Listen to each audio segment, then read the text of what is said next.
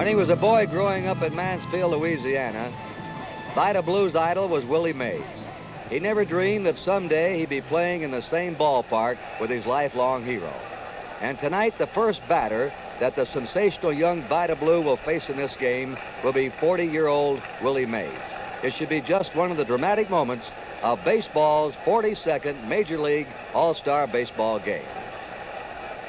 It'll be brought to you by Gillette Platinum Plus, the razor blades with platinum smooth edges for smoother shaves. By Chrysler Corporation, extra care in engineering. Your host tonight, your local Dodge dealer. By Sears Best Exterior Latex House Paint for great American homes like yours. By Kellogg's of Battle Creek. Kellogg's, the best to you each morning. And by Phillips 66, the performance stop. At Phillips 66, it's performance that counts. Hi, everybody. I'm Kurt Gowdy of NBC Sports to call the play-by-play. My television partner, Tony Kubek, will be analyzing the game, and roaming the stands will be our man, Lindsey Nelson, bringing you between innings and half-innings reports. And here in the home ballpark of the American League Tiger Stadium, it is hot and it is very windy. The wind is going to be a big factor in tonight's game. It's blowing from home plate to right field at 30 miles an hour. And you know, the American League is trying to stop an embarrassing 8-game losing streak. The games have been close. 5 of the 8 losses by the American League have been by 1 run. But Tony Kubek, the American League has just not been able to get over the edge. Kurt, the games have been close, and when you look at this ballpark, a hitter's ballpark, and you look at that power-laden National League lineup, you could almost see their eyes light up as they came out of the dugout, especially with that wind blowing out to right field today. The eyes of Willie McCovey and Willie Stargell, the real power left-handed hitters. Well, let's take a look right now at this ballpark, one known for hitting. First of all, starting from the left field line, a respectable 340 feet.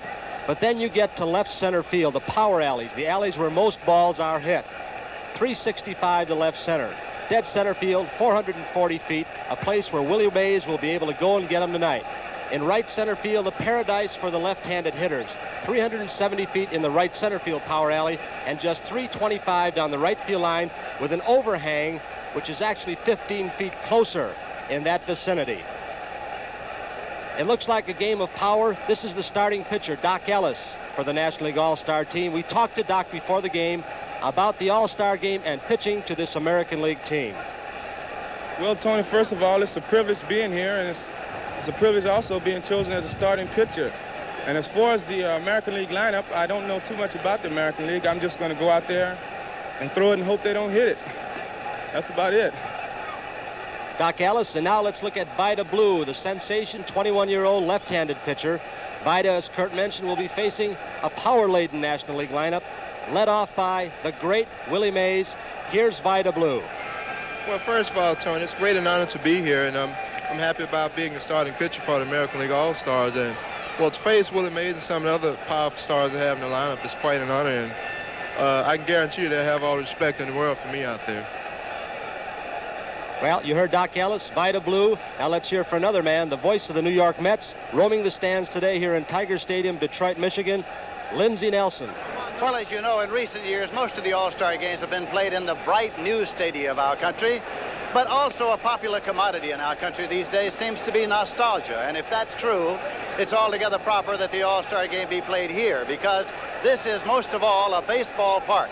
Whether you call it Bennett Park or Navin Field or Briggs Stadium or Tiger Stadium, this has been most of all the home of the Detroit Tigers. It's been the scene of some great players and some great exploits.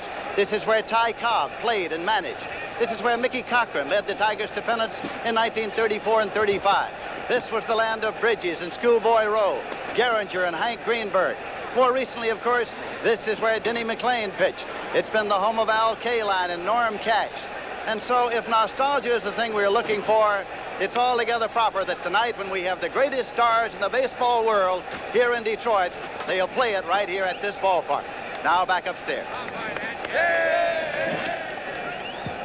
And now, ladies and gentlemen, we're going to meet the lineups for the National League and the American League. Ladies and gentlemen, good evening, and welcome to Tiger Stadium in the 1971 All-Star Game.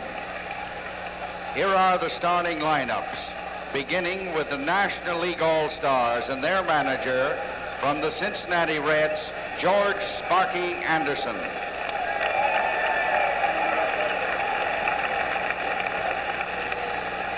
Leading off and playing center field from the San Francisco Giants, Willie Mays.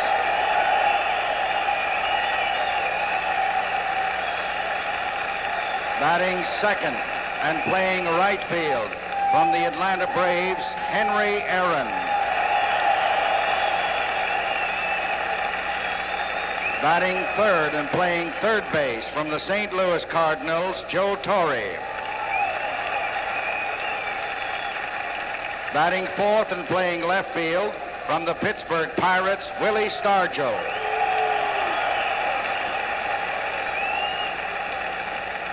Batting fifth and playing first base from the San Francisco Giants, Willie McCovey.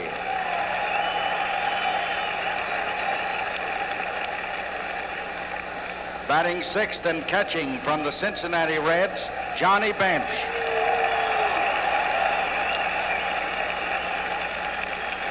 Batting seventh and playing second base from the Chicago Cubs, Glenn Beckert.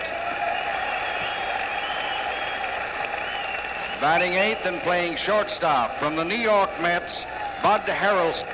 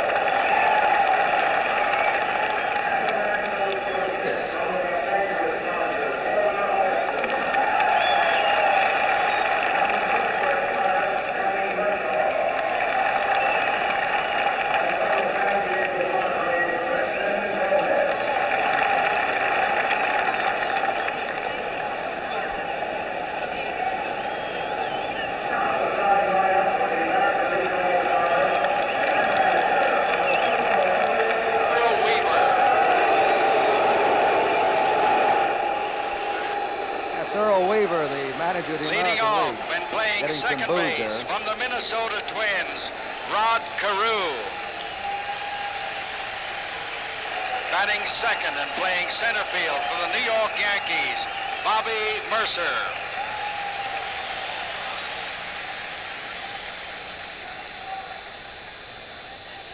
That's Rod Carew. Batting third and playing left field from the Boston Red Sox, Carl Yastrzemski.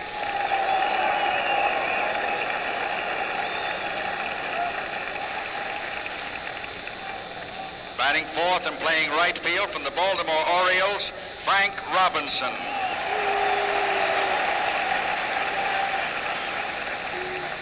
Batting fifth and playing first base from the Detroit Tigers, Norm Cash.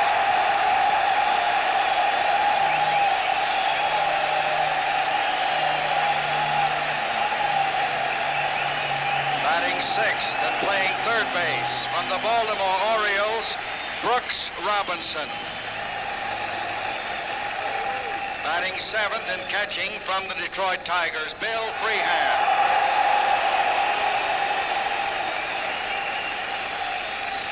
Batting eighth and playing shortstop from the Boston Red Sox, Louis Aparicio.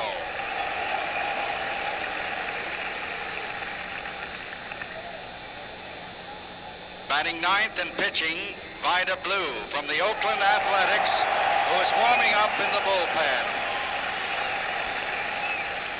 And here are the remaining American League All-Star players and coaches.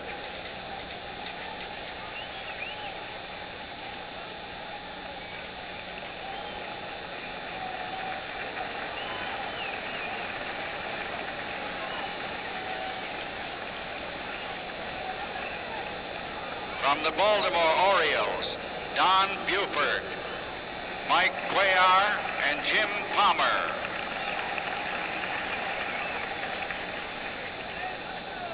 From the Boston Red Sox, Sonny Siebert. From the California Angels, Andy Messersmith. From the Chicago White Sox, Bill Melton and Wilbur Wood. From the Detroit Tigers, Al Kaline and Mickey Lolich. From the Kansas City Royals, Amos Otis and Cookie Rojas. From the Milwaukee Brewers, Marty Patton. From the Minnesota Twins, Leo Cardenas, Harmon Killebrew, and Jim Perry. From the New York Yankees, Thurman Munson. From the Oakland Athletics, Dave Duncan and Reggie Jackson. From the Washington Senators, Frank Howard. And the American League coaches, from the Baltimore Orioles, Billy Hunter. From the Detroit Tigers, Billy Martin.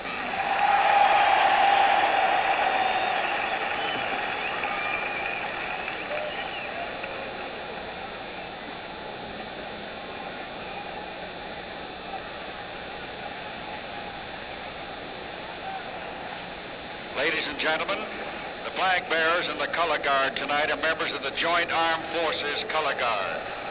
At this time, we invite you all to join in with the Merle Albee Band and Robert Taylor in singing our national anthem.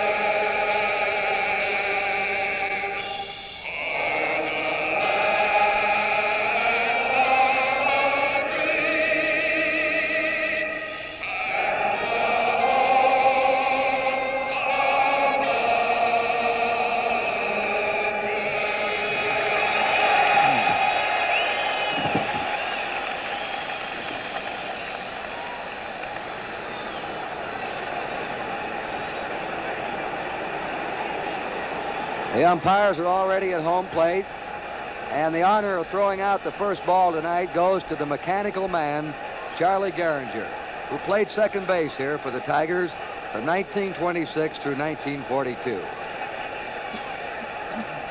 Kirk, those young boys coming through being congratulated by Joe Cronin, the American League president, are winners in the pitch, hit, and throw contest that Baseball and Phillips have co-sponsored. We'll give you the national winners later. Charlie Gehringer made plays look so easy in the field that he really wasn't appreciated by those who watched him play day after day. He was a crisp line drive hitter, lifetime 300 average, a Hall of Famer, a quiet man who said hello at the beginning of the season and goodbye at the end. and just went out there and did a great job every day. Participated in the first All-Star game in 1933. Charlie Gehringer will throw out the first pitch of the game to the American League All-Star catcher, Bill Freehan.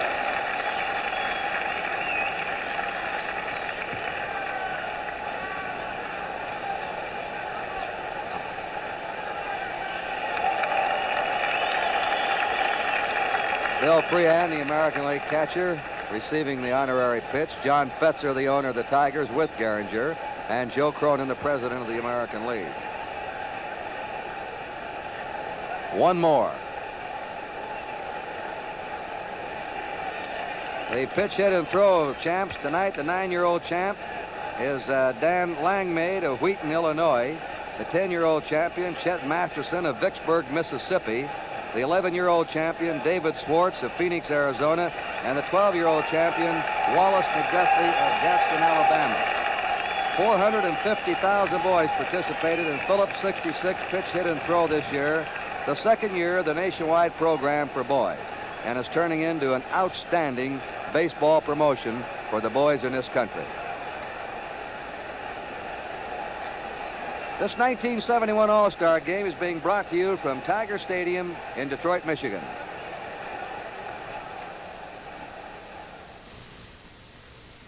Remember Whitey Ford, winner of 10 World Series games? Well, today he's pitching to his son Eddie. Boy, is he catching on. I like to stay on the young side with sensible exercise and sensible eating, like Kellogg's Product 19, the high-potency cereal with all of the minimum daily adult requirements for vitamins and iron. All the flavor, too, Dad. Want to get back on the young side? Start with Kellogg's Product 19. The two managers, Earl Weaver and Sparky Anderson, were the umpires for the meeting at home plate. Let's listen in. Oh, yeah. He does all right, yeah. And with this guy throwing, All right. Yeah. Gentlemen, we'll start off. In fact, I want to congratulate all you fellows for being in an all-star game. Mr. Sparky Adams, Mr. Earl Weaver, umpires. It's really a privilege for me. Anyway, we'll start with the break. Up there, up above, side of play. Off the rubber. It's got to go in the dugout. If there's a glove on there, we count it as part of the dugout. The bullpen over there, if it goes over the roof, it's in. The foul poles of the yellow is a home run. Above it, whatever it does. If it goes into the stands, it's 2 bases. If it comes back, it's in play. The flagpole, which we have discussed about 4 times, isn't that interesting? If it goes below, it's 2 bases. If it goes above the fence, it's a home run. If it comes back, it's in play. The left field foul line is the same way. The bullpen is the same way also. Now, if it should go in where them fellas with the white shirts that are going to scrape the field in the 5th inning, we'll call it dead. All right. All right? Hit him and call it dead. All right, just kill it. Now, the tarp, if it's in play, all right. If it goes behind, we won't call it. Get up on there and jump, right? That's right. You can make a catch on it. Now, also the dugout, it's got to go in if there's a glove, the same way as yours. Gentlemen, good luck to both of you. Thank you, Frank. Come out Okay, swinging. how do we get out of here? Take it back.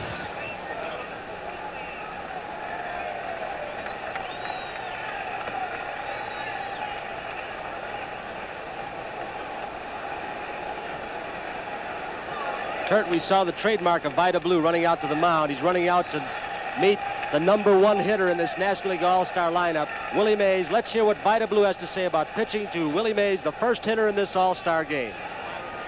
well, first of all, Tony, let me say it's a pleasure for me to just be here. But I think Vida will probably throw me the fastball. I've seen him pitch a couple of times, and I think his best pitch right now would be his fastball. So I think he will start, off the game with a fastball, trying to get ahead of me. But of course, you never know about what's going on. But as far as myself, I think I'll be swinging.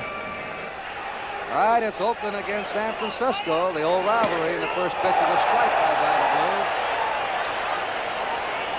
I don't think any pitcher's ever come into this All-Star game with more pressure. This game doesn't count in the standings, but Vida Blue just been hounded since he's been here by the press, the radio, the television, the public. Ground ball to shortstop. Aparicio up, and Willie Mays is out. One down. Henry Aaron will be the next batter. Two of the top 3 home run hitters of all time. Mays and Aaron are hitting number 1 and 2 in the National League lineup, which is an oddity. Of course, Babe Ruth, the top home run man. This is the 20th All-Star game for Hank Aaron. The first time he has ever seen Tiger Stadium or played in Detroit. The same for Willie Mays, which I say is a strong endorsement. He won the Gillette Trophy for the 2nd year in a row as receiving the most votes from the public of any All-Star player. Henry Aaron winning the Gillette Trophy. But that Mays and Aaron haven't played here, I think, is a strong endorsement for interleague play. The Tiger fans are really anxious to see them here. A strike at the knees by Vida Blue. How do you describe Vida Blue? I think one way you can describe him, a long, loose arm. A great athlete, tremendous football player in high school, marvelous rhythm, big bounding ball to Brooks Robinson. And his throws, Aaron, are 2 down. Joe Torre will be the next man up. He leads the National League in batting with a .359 average, 14 homers, 65 RBIs. The batters that we talked to that face Vida Blue say he doesn't look as fast from the stands as he does in the batter's box. That about a yard or 2 in front of the plate, suddenly the ball shoots at you. It takes off. It jumps. And it can sail. It can swerve. His fastball's alive. That's his pitch. There it is. He leads the majors in strikeouts. We've had Dean and Grove and Koufax and Feller and Drysdale, great pitchers, come in here. Gomez, never with 17 wins at the All-Star break. 2 strikes. Blue 17 wins, the most of the pitchers had at the All-Star break. The previous high was Bobby Feller, 16 in 1941, and Denny McLean won 16 games coming into the All-Star game of 68. The National League high was Drysdale's 15 wins. Koufax, Marichal, and Necro. 2 down, nobody on. 2 strikes to Joe Torre. Playing Torre straight away. A high fly to shallow center. Looks like an easy 1-2-3 inning for Vida Blue. Mercer lost his cap. Look out. Carew goes back. And that's it. The National League is easily retired by Vida Blue in the top of the 1st. And so the American League now will come to bat with no score. Coaching for the American League, Billy Martin, the manager of the Tigers, a former American League infielder, mostly with the Yankees, and Billy Hunter, who also was an infielder in his playing days, third base coach of the Orioles. Earl Weaver's selection here tonight. Well, all the talk's been about Vida Blue, but here's a fella, Doc Ellis, who has quite a record himself.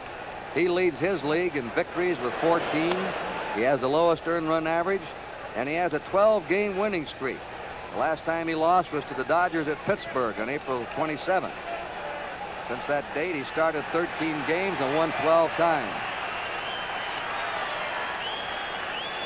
Rod Carew got off to a very slow start this year. He's been recovering from a knee operation, but he is sizzling now. Batting .283. He was hitting around .210, .220 a month ago. He's hit over 400 in his last 25 games. He's a bat control hitter. He gets a piece of the ball most of the time. His 5th All-Star start. Playing second base. Ellis's pitch is high and away to him for a ball. Bobby Mercer will be on deck, and then Carl Yastrzemski. They're playing Carew straight away. Remember, a 30-mile-an-hour wind blowing from home plate toward first base. The ball, anything hit in the air toward right field, will be given a tremendous boost. And the American League, with 4 left-handed hitters in the lineup, has an advantage. There's Mercer on deck of the Yankees.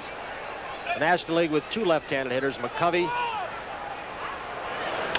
Bounding ball to second baseman Beckert.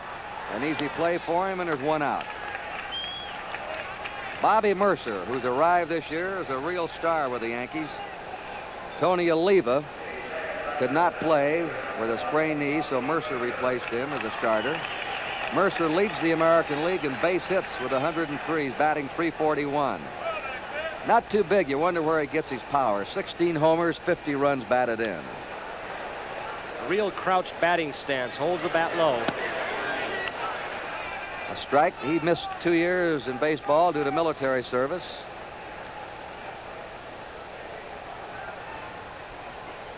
Lives in Oklahoma City. 1-1. Well, the veteran Ellis is having a little more trouble with his control than the kid Blue. Blue is throwing strikes in the top of the first. Mercer's the only starter tonight, not counting the pitchers, who has never played in an all-star game. A big thrill for him. Detroit. Change-up is last foul. 1 ball, 2 strikes to Mercer. 1 out, nobody on. No score, last of the first. Doc Ellis, Kurt, can also throw very hard. I don't think as hard as Vida Blue, but this year he's become successful because he's gone more to his slider, his breaking pitch. He's gotten better control. He's not trying to strike hitters out, just make them hit the ball on the ground. Here's the 1-2 pitch. Fouled back upstairs. Johnny Bench ripping off the mask. They'll do that tonight on any foul ball to the left of home plate or third base way, because the wind will be holding those foul balls up from going in the stand. So the 2 catchers, the third baseman, are going to have to be alert. On deck is Carl Yastrzemski.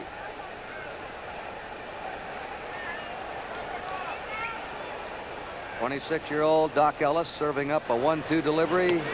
Outside, a count 2-2.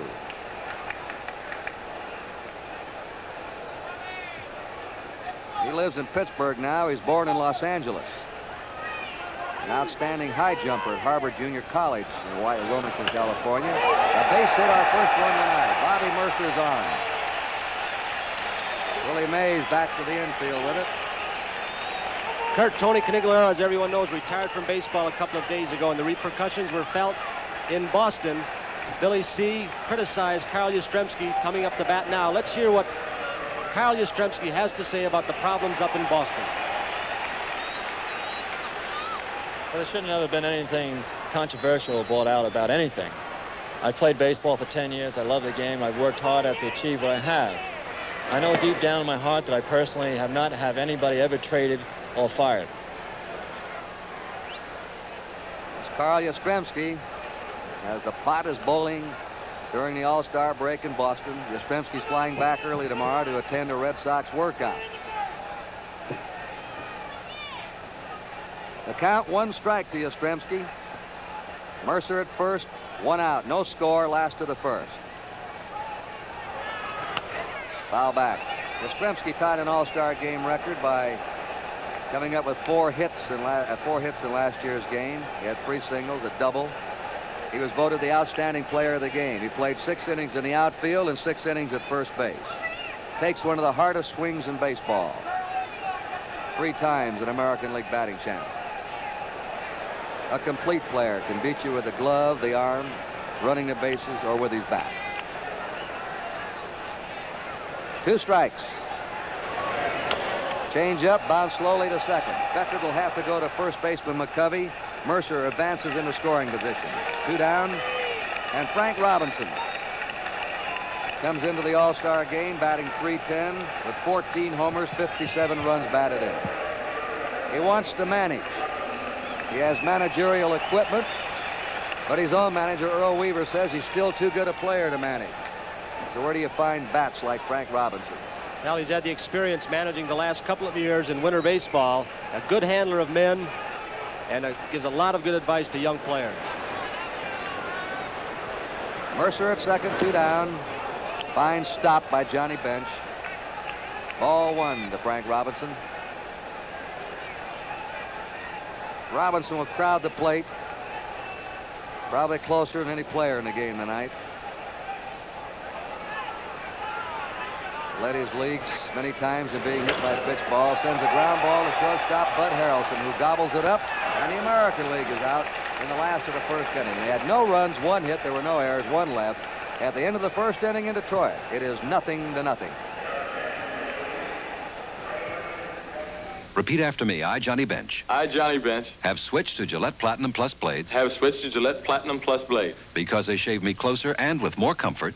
Me too. Me too. Me too what? They shave me closer and with more comfort too. You better just stick to catching. Gillette Platinum Plus. Double edge or injector. Both with platinum smooth edges for smoother shaves. Double edge or injector. Can I get some Gillette Platinum Plus injector blades for my brother? Sure, John. Thanks. At your local store. Walter Alston, the longtime manager of the Dodgers, is coaching at first base. Former coach of his and now managing at San Diego, Preston Gomez, coaching at third for the National League. And here's the power king of the majors this year, Willie Stargell. He has 30 home runs. He hit 31 all last season. He's knocked in 87 runs. Leads the majors in both departments, and he's batting .320. Everything in his favor tonight. A short right field and a strong wind blowing toward right. But he's facing a left-hander.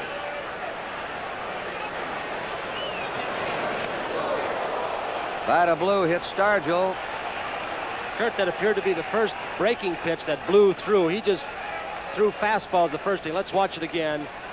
Stargell taking the pitch perfectly, turning his back to prevent injury. A breaking ball he tried to overthrow and got inside to Stargell. Vida Blue now will face Willie McCovey, who's been a crippled player this year. He just came off the disabled list. He's played 4 games. He's going to have a knee operation at the end of the year. He's batting .285. Ball one to him, 11 homers, even though he's been a part-time player, and 41 RBIs. One of the picture hitters in baseball, hits with tremendous power and hits for a good average. Stargell on first, nobody out, no score. The 1-0 pitch. Threw it right by him, 1-1. You can always tell when a pitcher has stuff when he's hard to hit. Blue has given up only on deck his bench 5.5 hits every 9 innings he's pitched, and he's struck out more men than innings pitched. He leads the majors in strikeouts. He's averaged 9.2 strikeouts in every 9 innings he's pitched. Again, that quick one, that ball just jumping in there as it gets to home plate. 2 fastballs in a row, Kurt, and the first one to McCovey jumped into him, actually came in. Then he threw a fastball that started about the middle of the plate, and the ball sailed or slid away from McCovey, so his arm is live. 1 ball, 2 strikes to McCovey.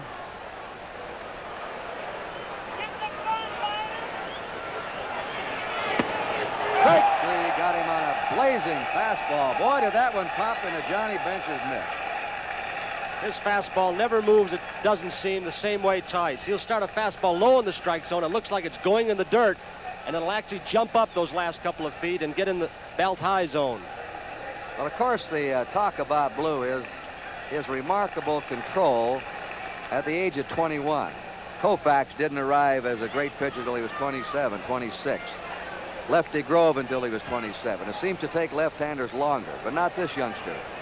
He's walked only 2.7 batters every 9 innings this year. Very good control. Bench lofts a high pop foul back toward the seats. Freehand going over, and it's out of play. 1 strike. And Vida Blue, in his last 2 starts, he pitched 9 innings and an 11-inning game where he struck out 17 against the Angels. Didn't win or didn't lose. He left with a score 0-0. He hasn't walked a man in his last 20 innings. That's truly remarkable.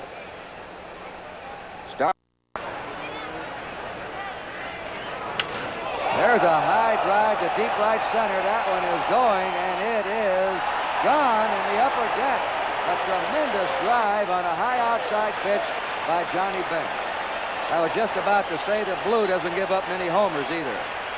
Kurt, that's the kind of pitch you rarely see hit off a hard-throwing fastball pitcher like Vida Blue or a Koufax or any other hard thrower. A pitch high and almost in the eyes of Johnny Bench. That's the ball that usually really moves. Let's watch Vida's motion all alone. He has a little bit of a pause when he's in his delivery, right about here, and throws the hitters off a little bit. And then that arm, like a slingshot, comes over the top. But that time, not good enough. He got the ball up, and Bench really powered it to right center. And I don't think the wind helped that ball too much. The ball just jumped out of it. That landed over the 415 marker in the upper deck in right center. Strike to Glenn Beckert. That is a tremendous shot for a right-handed batter to the opposite field. You can't hit him much harder than that. Glenn Beckert, very hard to strike out. Batting .336 for the season. Curve is hit deep into left center. Mercer giving chase. He's over there. He's got it. 2 down. And frail Bud Harrelson of the Mets coming up.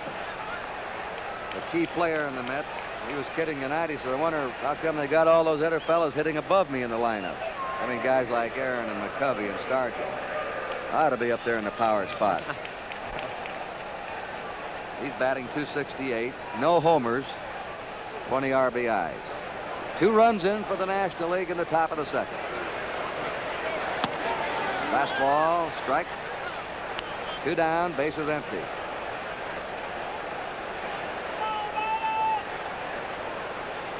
Harrelson had 2 hits in last year's All-Star game at Cincinnati. Played just the last 6 innings. Foul back. 0-2. Kurt, you know, when you talk to pitchers from both the National and American League, they generally concede that there is a little bit of a difference in pitching style. They'll say that the American League is more of a breaking ball pitcher's league and the National League more of a fastball pitcher's league. Fastballers like Gibson, of course, Durker, Tommy Seaver. So these National League hitters are used to hard throwers. 2-strike pitch. Foul back. The fans selected the starting lineups. The managers picked the rest of the squad and the pitchers. The starting 8 must play 3 innings before they can be removed.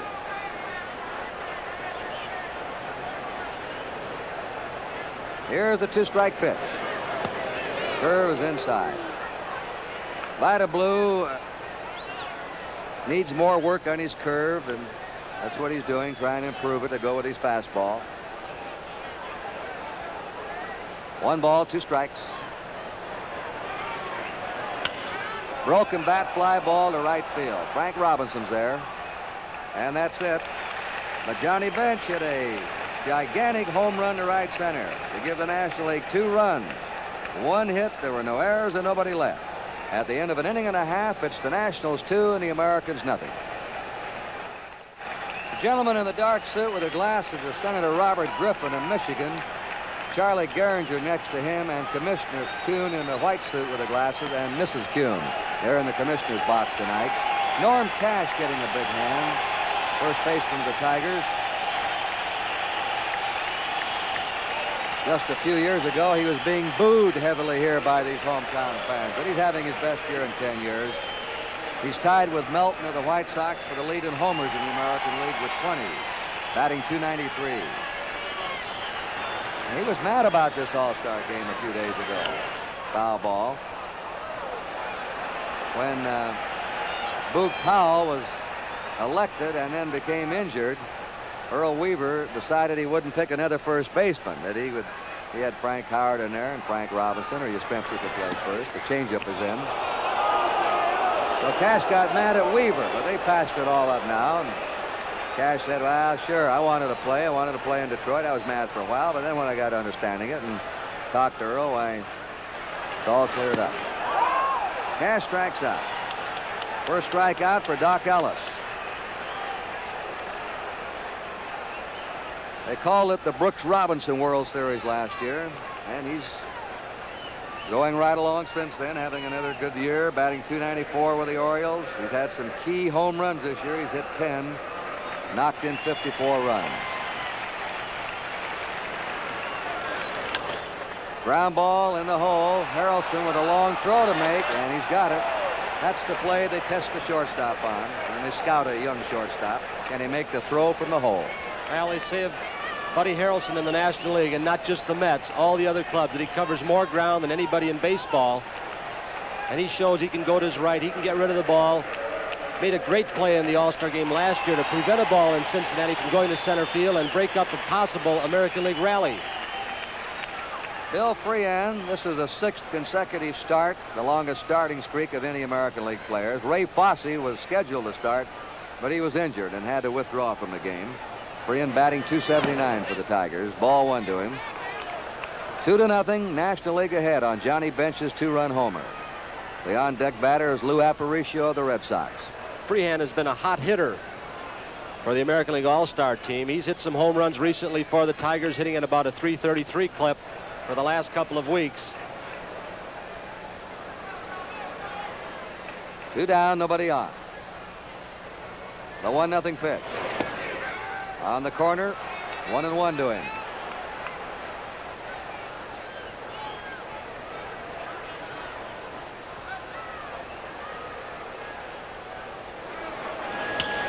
There's a long drive to left field. Stargell back, has room, and grabs it right up against the fence. The wind held that one up. Didn't quite get it, Kurt. It looked like changed up, and he got on the end of the bat. So at the end of 2 innings in Detroit, Michigan, the score is the National League 2 and the American League 0.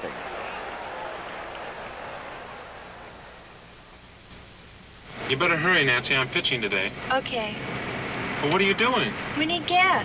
$1 worth, please. Now for some quick starting gasoline. What?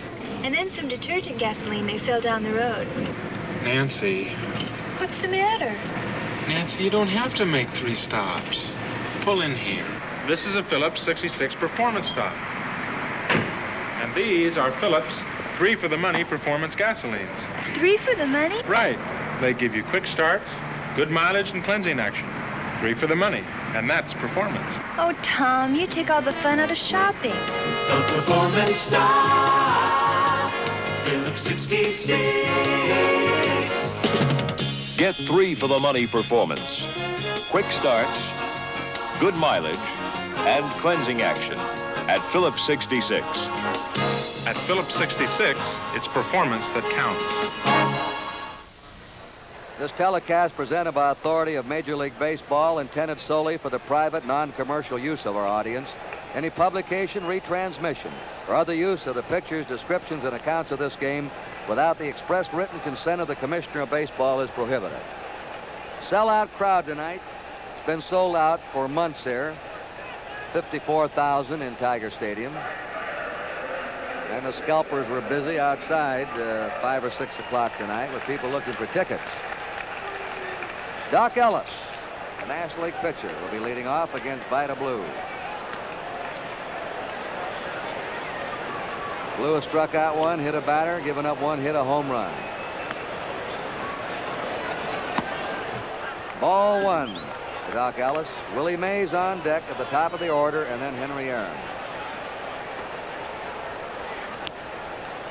We're talking about Blue not giving up any home runs, 1-1. He's allowed only 1 home run every 30 innings this year, which is an outstanding ratio. But he's been tagged tonight. 1 ball, 1 strike. That's his curve. It's high and away, ball 2. 2-1 to Doc Ellis. Blue is a very smooth delivery. There's some warm-up for the American League. Jim Palmer of the Orioles. And that's Juan Marichal, Tony, in the National League. Trying to bunt his way on. 2-2 to Doc Ellis. Blue with a very smooth, rhythmic delivery and style.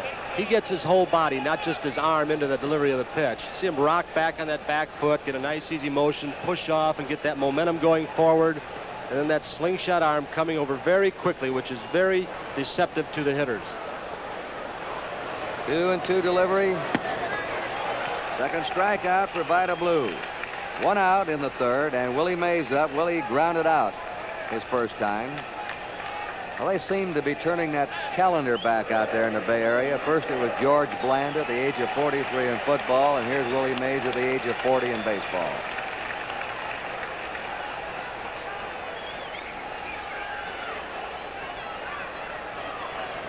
This is Willie's 22nd game in a row and his 17th start. He holds the All-Star record, many of them. Change-up is hit high in the air into right center. Bobby Mercer going over, and it's Frank Robinson as the wind kept blowing the ball back to Robinson, taking it. I think Mercer got fooled by that wind, Tony. Frank Robinson actually gave up on the ball. He thought Mercer had it all the way. Now they're getting their signals straightened out there. Here's the breaking pitch. Got a little bit in on the fists of Willie. A little bit late on the swing, going to right field. Mercer going hard, the ball drifting away. You saw Robbie gave up. He was looking at Mercer thinking he had it all the way. And then a couple of quick steps over to get it in right center field. The All-Star game has not been Henry Aaron's bag. Ball 1, he's played in a lot of them. but he's hit only 175. He's had 10 hits, and they've all been singles. Tonight, he wants his first extra base all-star hit. Strike. Something else he wants is to break Babe Ruth's all-time home run record. He is 98 behind Babe Ruth. His knee holds up, but his health continues good. He might have a chance.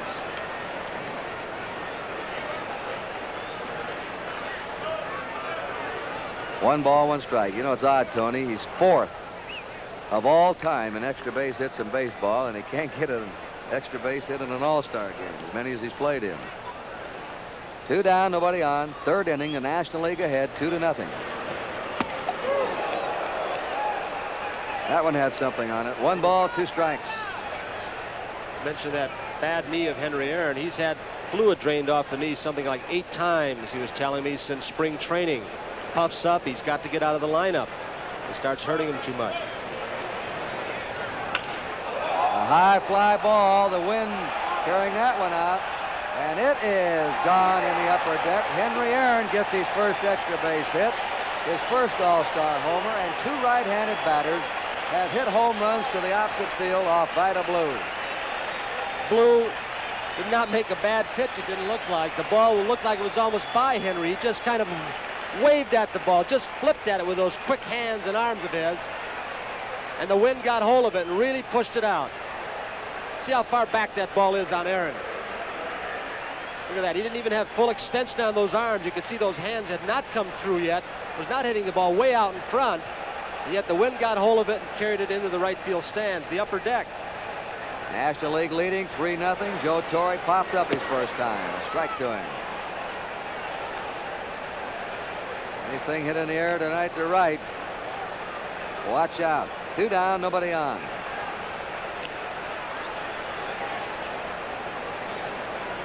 Crowd still buzzing about Aaron's blow.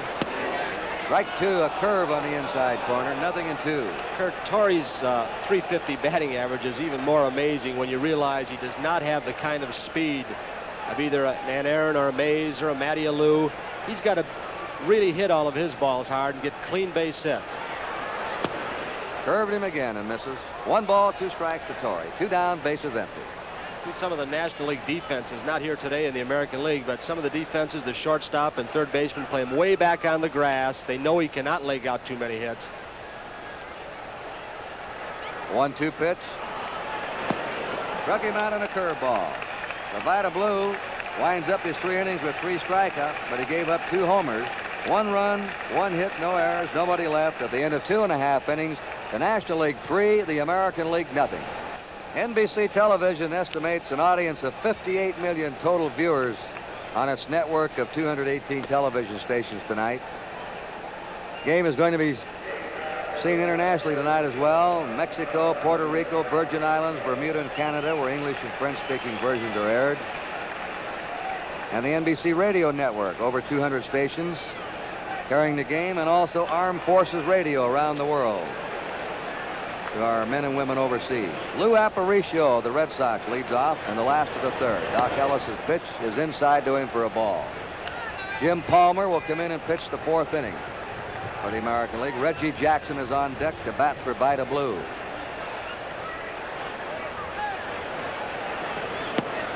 Strike. That will leave the American League with 1 left-handed pinch hitter, and that is, if he bats left-handed, Don Buford, who's a switch hitter.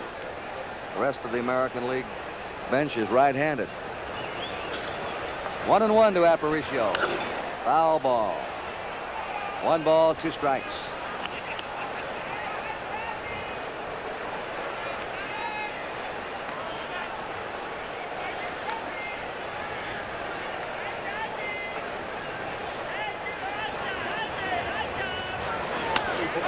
There's a base hit by Aparicio.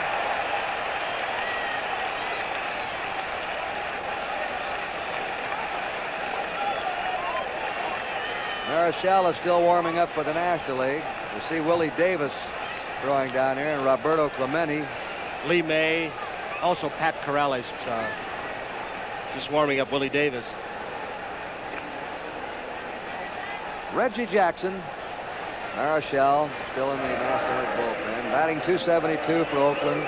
17 homers. He's bounced back this year. 41 runs batted in. A fine all-around player. Good defensive outfielder, base runner, and thrower.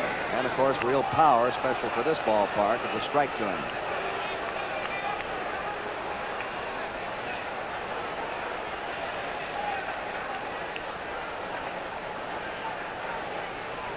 Aparicio on first, nobody out.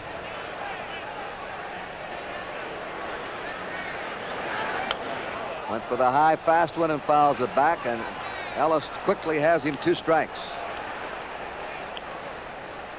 Aparicio on first base, but even at that, Willie McCovey with the National League ahead 3-0, not holding him on. He wants to protect that hole, take away some of the ground between Beckert and himself.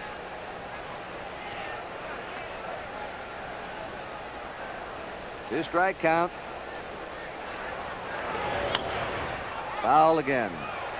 Ellis throwing the ball right by Reggie Jackson. Ellis had been going with his slider off and on, throwing fastballs and some pretty hard ones. He's had arm trouble for the Pirates at times this year, but it usually occurs about the 6th or 7th inning when his arm starts tiring. He hasn't pitched since last Tuesday. He's had 6 full days of rest. Pirates were rained out on Sunday when he was scheduled to pitch. 1 ball, 2 strikes to Reggie Jackson.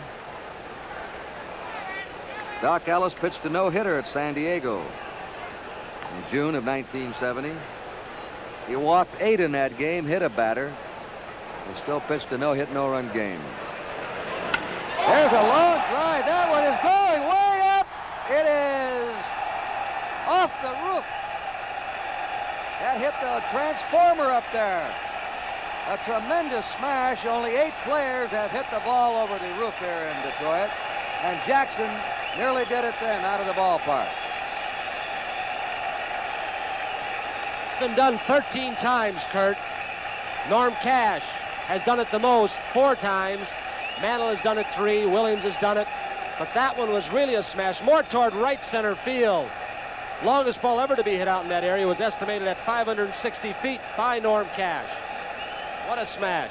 Tony, remember the home run we saw him hit in Minnesota year before last? It measured 500 and some feet off the top of the scoreboard there in the Twin Stadium. Now it's 3-2. National League leading, and Rod Carew's the batter. It's a strike to him. Carew grounded out his first time up. 3 king-size home runs tonight so far. The evening's young, and the wind is just as strong. Ball 1, strike 1. Kurt, I've seen 2 of Mickey's home runs in that area and 1 of Norm Cash's, but I've never seen anyone get out as quickly as that one did, and it looked like it was on the rise. It wasn't a high fly ball. It was going up. 1-1 pitch. Ball 2 to Carew, 2-1. 3 runs, 2 hits for the National League. Homers by Bench and Aaron. 2 runs, 3 hits for the American League. That's the 9th pinch hit home run in All-Star game history. The last one was back in 1962 by little Pete Runnels. Ball 3, who's now living outside Houston. There's Earl Weaver, the American League manager. Brooks Robinson pointing out. They're still pointing up at the spot where Jackson hit that drive. They can't believe it in the dugout. It was big Frank Howard to your right of your screen. He looked even in awe, and he said hit a hard one in this park. Ball 4, and Rod Carew's on.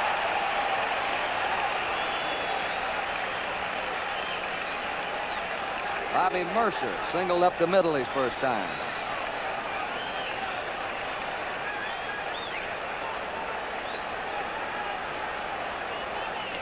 I can't get over the way that ball jumped out of here. I think they've had a stopwatch to see how long it took to get that distance. They had perfect timing on it and everything behind it.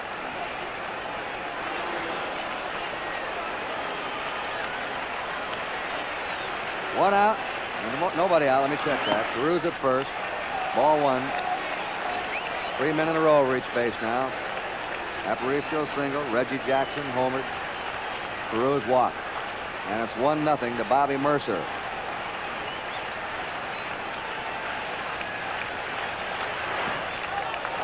Two and nothing, and Ellis is struggling. You know, he was really letting it out with the fastball on Reggie Jackson, and he had a couple of fastballs actually by Jackson.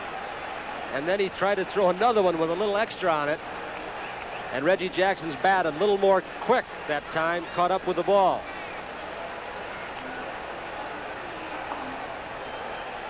If Jackson's drive had been between the stands and the light transformer, it would have sailed out of the ballpark. 2 balls and no strikes.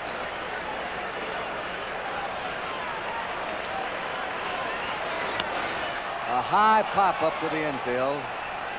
Bud Harrelson coming in, giving way to Joe Torre, and Torre has to come all the way over by first base on the gallop to take it, the wind blowing it toward first. We pause briefly for station identification. This is the NBC television network.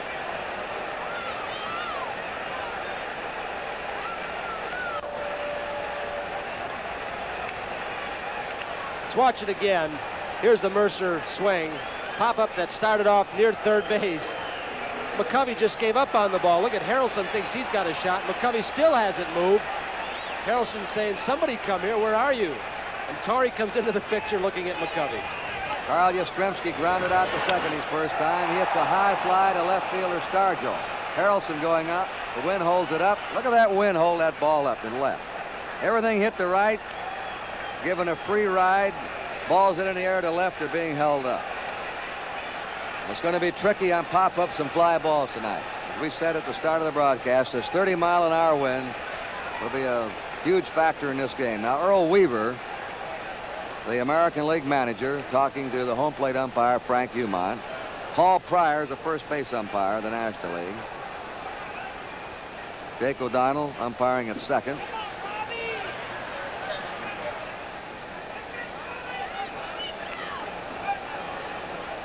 Umpiring at third is Doug Harvey of the National League.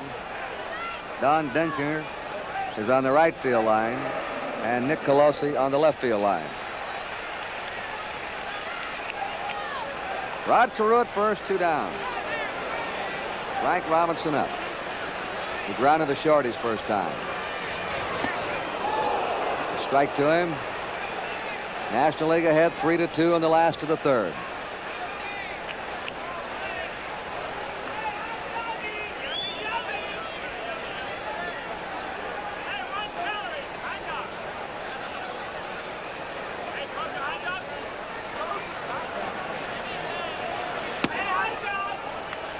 One and one.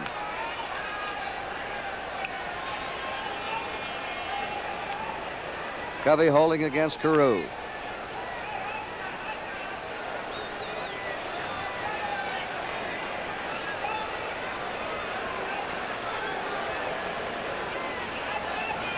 Runner going. Foul ball. They were playing hit and run. Frank Robinson, seeing that runner breaking, saw the wide open hole as Glenn Beckert had left his position. Tried to shoot one through that area. A little bit late. A 1-ball, 2-strike count to Frank Robinson. Carew at first, 2 down. Like Frank is trying to take advantage of that wind. Like he was hitting late, trying to get the ball in the air. He's got a drive deep to right field. That ball is going. It is gone. A home run.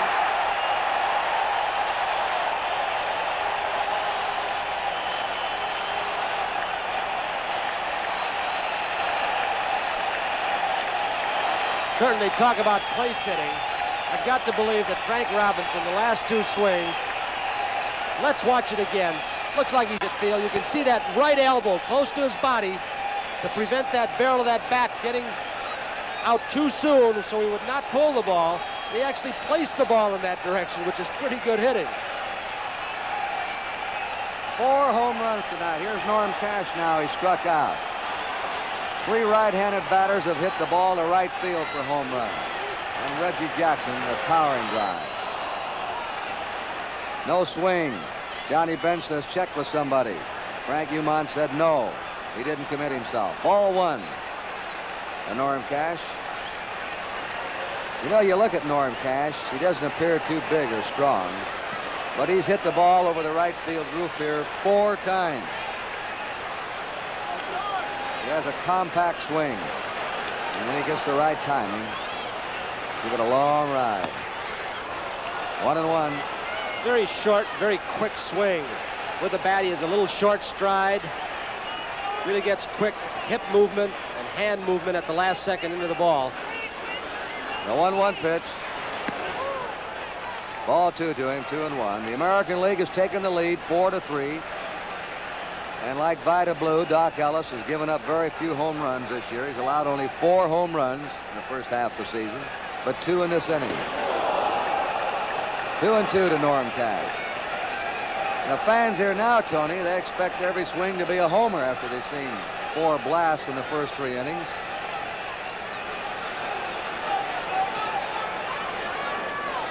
Two and 2 pitch coming up. Change up, dribbled foul. You've got to believe every hitter up at the plate at this time with that wind blowing out is thinking bottom of the ball. Let me hit the bottom part so I can get it up in the air. The most home runs ever hit in an all-star game have been 6.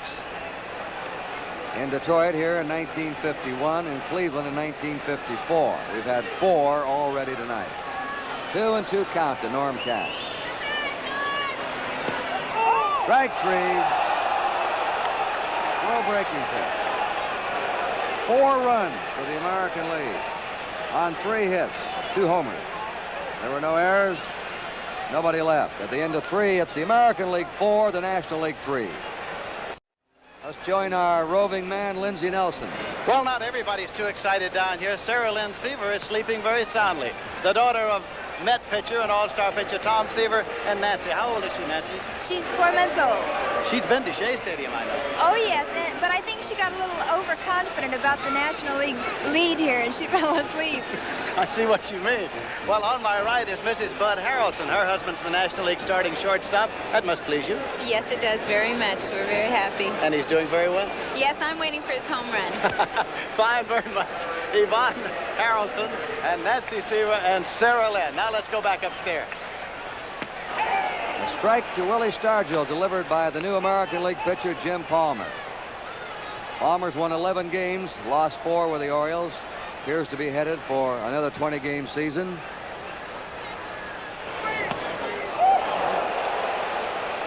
Nothing in 2. Well, Stargell's seen those other balls sail out there to right field. He's taking dead aim now. The Orioles could have 4 20-game winners this year. McNally, Cuellar, Palmer, and now Pat Dobson's hot. He's won 7 in a row, and he has 10 victories. Valuable pickup for the Orioles when they got him in a trade from San Diego. Outside, 1-2. Palmer has outstanding velocity on his fastball. 3 or 4 years ago, he appeared to be washed up with arm and back miseries, but he bounced back. They throw down to first. I think it's a strike. The ball went back to the backstop. Stargell is out. It was strike 3. Skipped off the glove of Freehan, went to the backstop. Stargell thought the ball had tipped his bat. And so a strikeout for the pitcher, an assist for the catcher, and a put out for the first baseman. And Willie Stargell, the strikeout victim. Here it is again. I think Freehan got crossed up. Let's see if it ticks the bat of Stargell. Freehan with a glove still low. See if he's looking for curveball. Curveball, it's not coming. And now the ball takes off fastball. He can't get his glove up. Stargell did go around. But I do believe, Kurt, you're right. He thought he had ticked the ball. He would get another chance. Freehan did not break, as you'll see quickly. Now there he went, got the ball, and threw Stargell out. 1 out, and Willie stretched McCovey, who struck out his first time. Ball 1 to him. The American League ahead 4-3 in the 4th inning. We'll watch Juan Marichal pitch for the National League in the bottom of this inning. Time called. No pitch. Palmer is not only overpoweringly fast, Kurt. As we've seen, he has an excellent slider, a good snapping curveball, and changes speeds well. He just has all the pitches and pretty good control usually. Blew that one right by him. 1 ball, 1 strike. They have this shift on for McCovey. 3 infielders on the right side, and the outfield swung around toward right. Again, 1-2. Palmer grew up in Los Angeles, attended high school in Scottsdale, Arizona. Lives now in Timonium, Maryland, a suburb of Baltimore. 1 ball, 2 strikes to McCovey. Inside, 2-2. Kurt, you know, if you took a poll of National League pitchers and asked them who the most dangerous hitter in the National League is, there would be quite a few would not pick Mays, Aaron, Lee May, Bench. A lot would pick this fellow right here, McCovey.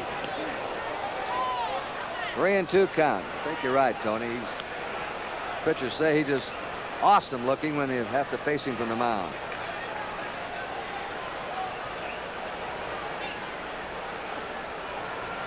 Three and 2 count. 1 out, nobody on. Ground ball drilled to second base. Rod Carew to Norm Cash, and they're 2 down. Johnny Bench smashed a home run in the upper deck in right center his first time.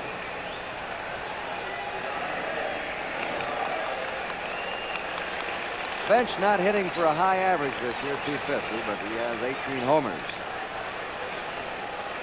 He has a weekly TV show now, and his guest, he came in here to tape it in Detroit yesterday, was Vida Blue. Gave Vida a home run for a feed. 2 down, nobody on. Nice host, wasn't he? Oh, Johnny's been out of that Cincinnati lineup for about 6 or 7 days with that bad wrist. He's had it injected with cortisone, has a lot of contusion in the area, but didn't show on that last swing. Another great stop by Brooks Robinson. What a pair of hands he's got. That ball was fine. Not too fast with his feet, but with his hands, that's something else again. Ralph Salvon, the Baltimore trainer, congratulates him. 3 up, 3 down. And at the end of 3.5 innings, it's the American League 4 and the National League 3. Well, Johnny Bench just went over to Brooks Robinson and said to him, what's going on? Is this the World Series all over again? We talked to Brooks about the defensive play in this All-Star game. Let's hear Brooks Robinson. Well, Tony, this is a hitter's ballpark, and the wind's blowing pretty good, but I wouldn't be surprised if you don't see a couple of outstanding plays that might win the ball game for one of the ball clubs. And there you saw one. And how many times when that man makes a great play in the field does he lead off for his team at bat? And here's Brooks Robinson, who grounded out his first time. Juan Marichal, 32 years old, is the new pitcher. Lee May has gone to first base. Willie Davis replaces Willie Mays in center field. Roberto Clemente replaces Henry Aaron in right field. 4 changes defensively for the National League. Ball 1 to Brooks Robinson. This is Marichal's 8th All-Star game, tying a record for a pitcher held by Jim Bunning and Don Drysdale. He's had a great record in All-Star competition, too. That'll be a foul ball into the seats. He has won 2 All-Star games, lost none. In 16 innings, he's allowed only 1 earned run and only 7 hits. You're looking at a real craftsman. Big leg kick, different speeds on his pitches, pinpoint control. 2-1. Watching this fella pitch, Tony, I don't know any major league pitcher who has more craftsmanship on the mound than he does. Great ability to change speeds on all his pitches. Screwball, slider, curveball. Has a good fastball and can throw you by it, too. See, he was in overhand, 3/4. Now he drops sidearm. 3-1, though. He's behind Brooks Robinson. Mike Cuellar, left-hander, starting to warm up in the American League bullpen.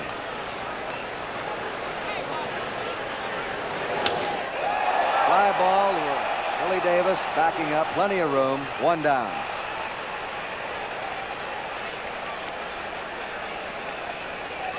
Mike Cuellar starting to loosen up. Bill Freehan has flied to left.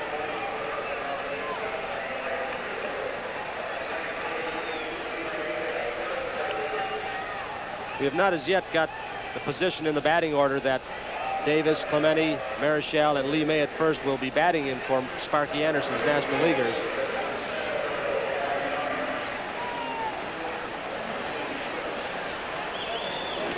One out, nobody on. Slow ball floating over. Strike one to Freehand. The American League ahead 4-3 in the last of the fourth. If you just joined us, we've had 4 home runs already. Strike two to Freehand. Get a chance from this center field camera shot. You'll see that Marichal does not use the middle part of the plate. 17 inches wide, but you'll see he's on that corner inch on each side of the plate, the little black line around it. He really works you over. 1-2 to Bill Freehand. Let's watch this famous Marichal leg kick. That smooth delivery, confusing the hitter, hiding the ball, the glove, the leg coming at you, and then the arm over the top. Got him a curve and just missed inside. 2-2. Marichal bouncing back this year. Last year had the virus and then incurred penicillin poisoning. It wasn't until the last half of the season that he had recovered and pitched to his old form.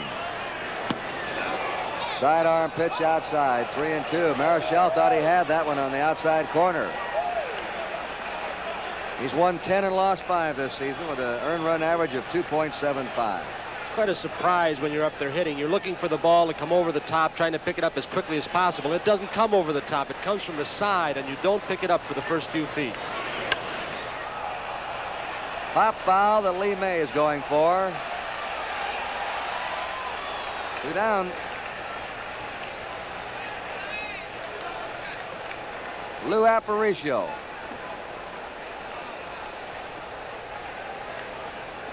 Who has the lowest batting average in the All-Star game, 206. He started to hit better lately.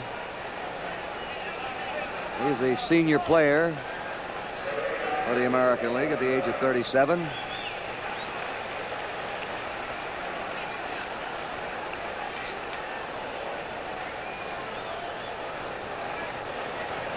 Jim Palmer will be on deck. 2 down, nobody on. Strike to Aparicio. Heard a couple of weeks ago up in Boston, I know we talked to Louis Aparicio, and he felt that there's Palmer on deck. It's not he that deserves this position, but Belanger from Baltimore. 2 strikes. Belanger finished, I think, 4th or 5th in the balloting. Cardenas was ahead of him, who was having a good year over at Minnesota. 2 down, nobody on. 2 strikes to Aparicio. Again, Marichal thought he had to pitch in. 1-2.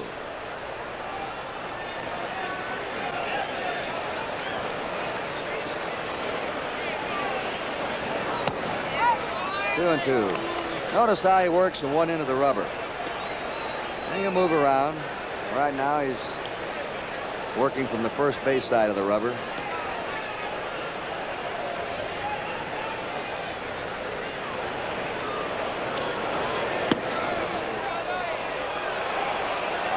Three and two, and Marichal, as I know to himself, Tony, questioned 4 or 5 of those pitches. Well, I imagine it's not only difficult, I know it's difficult for a hitter to pick up Marichal's pitches, but the same holds true for that umpire. He's got to make the same quick decision as that hitter with the bat. Off the pitcher's glove, he'll have plenty of time, though. Throws Aparicio out. And the American League's retired in the 4th. They had 3 up, 3 down. At the end of 4 innings, it's the American League 4 and the National League 3.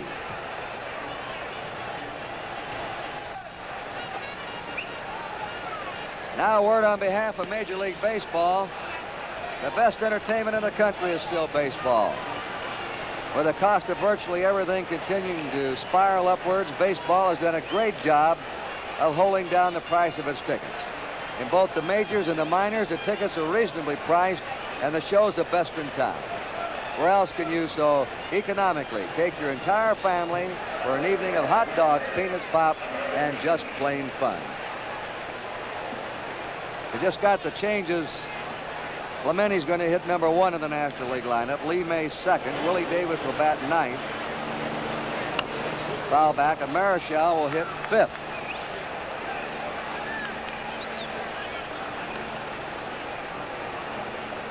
Len Beckert flied to center his first time. Jim Palmer working on his second inning. Vida Blue pitched the first 3 innings. Gave up 3 runs, 2 hits, both homers. Rod Carew going for that ball. In time, Cash out of the dirt. 1 away. The American League starting lineup is playing without 3 of those voted in by you fans. Boog Powell at first base with an injured wrist, a bone fracture. Oliva with a bad knee, and Fosse, the catcher, being replaced by Bill Freehand. Sam McDowell, also appointed to the pitching staff by Weaver, was replaced on the staff by Wilbur Wood of the White Sox. McDowell having some arm trouble. Switch hitting Bud Harrelson flying to right his first time. We're in the top of the 5th inning. National League has 1 down, nobody on. 1-0 to Harrelson. The American League's ahead 4-3.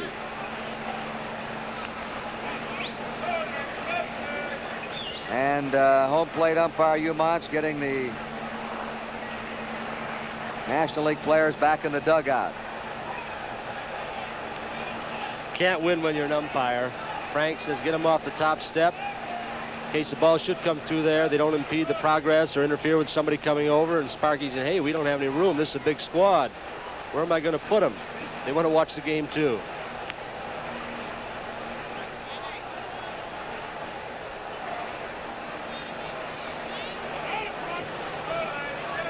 One ball, no strikes to Harrelson. 2-0 to him. Willie Davis on deck, batting number 9. Buddy Harrelson has bluffed bunts twice, and he still can't believe that Brooks Robinson can stay that deep, but that's Robbie's style. Willie Davis on deck. Foul away, 2-1. Brooks has the ability to play a relatively deep third base position because he has so much confidence in his ability to charge the ball, get rid of the ball, and get that runner at first base. Even a fast runner like Willie Davis or Buddy Harrelson up at the plate.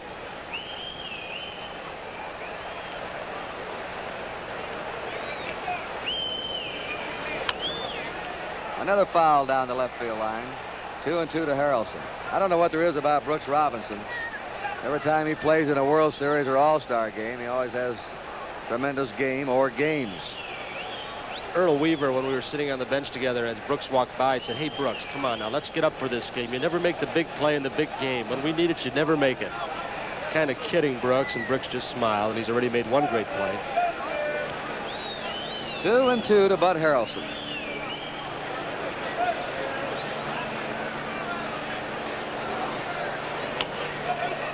One hopper to Aparicio. That makes it 2 down. Aparicio to Cash. And Willie Davis of the Dodgers coming up. This will be his first time at bat. He's second in his league in batting with a .350 average. He leads the National League in base hits, 126, in doubles and in triples. And this is his first All-Star game. They're almost putting a shift on for him. He changed his batting style, quit going for the long ball 2 seasons ago, and now has become one of the most productive hitters in the game. Has blazing speed going to first. Ball 1.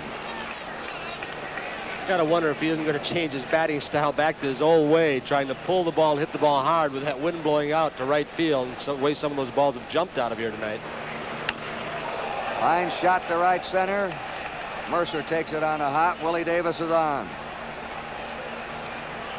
We go to the top of the National League batting order. Roberto Clemente, who replaced Willie Mays in that spot. He'll be up for his first time. Clemente has been the hottest batter in the majors the last 3 weeks. He's hitting .461 in his last 20 games.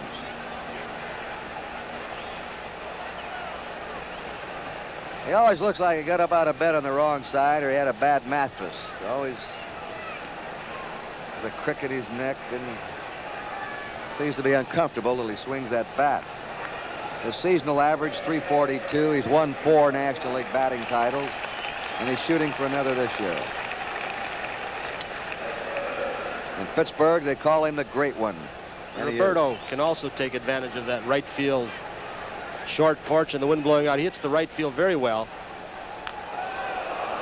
Davis just getting back.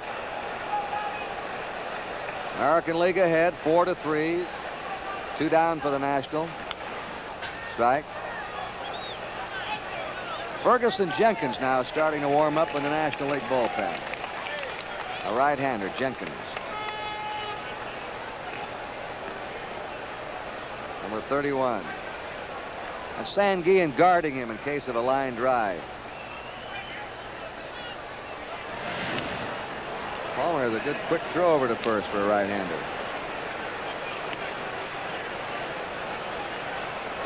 Runner going. Foul ball back. National League playing hit and run. You see the length of the strides on Willie Davis as he was going into second base. Oh, you're about 20 feet long. He doesn't accelerate quite as quickly as a Buddy Harrelson or a Maury Wills, Lou Brock.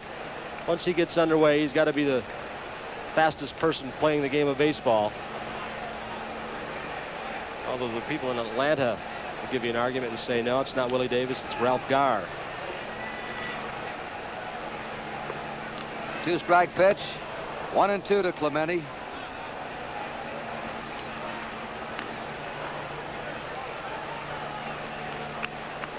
Lee May on deck.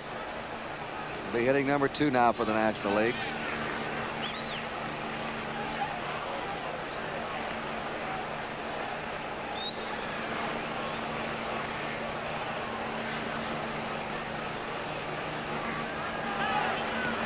Strike 3 and a slow curve. Davis bluffed the dash, and Clemente caught looking. No runs for the National League. 1 hit, there were no errors, 1 left. We've gone halfway, 4.5 innings. It's the American League 4, the National League 3. Raise your right hand, repeat after me. I, Rico Carty. I, Rico Carty. Have switched to Gillette Platinum Plus blades. I'll switch to Gillette Platinum Plus blades. The blades with platinum smooth edges for smoother shaves. It's the platinum that does it, huh? Just repeat the words, Rico, okay? Okay. Gillette Platinum Plus. Double edge or injector. Both with platinum smooth edges for smoother shaves. Now say save 20 cents on this package of Gillette Platinum Plus 15s. Offer good while supply lasts. Save 20 cents? That's a good deal. Big summer sports schedule on NBC. We'll have Monday Night Baseball, July 26th, August 16th, September 6th, the National 4-Ball Team Golf Championship, Saturday and Sunday, July 31st and August 1st. The World Series of Golf, Saturday and Sunday, September 11th and 12th. And preseason football, August 13th, 49ers in Miami, August 20th, Cleveland and Dallas, September 4th, the Cardinals and Kansas City Chiefs. All on NBC television. Massive Frank Howard hitting for Jim Palmer. Mike Cuellar will pitch for the American League in the 6th inning. Juan Marichal gets a strike to him. Howard for the Senators batting .294. 16 homers, 43 runs batted in.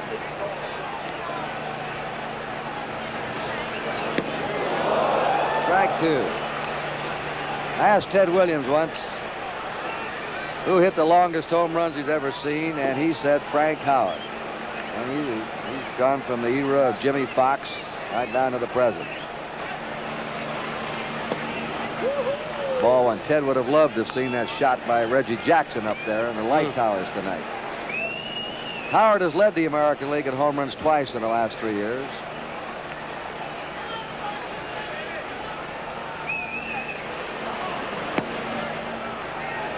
Two and two. This is a fellow that has 6 or 8 eggs for breakfast, a couple of steaks. That's a starter, huh? Just to warm up. 2-2 count. Bounding ball to second base. 1 away.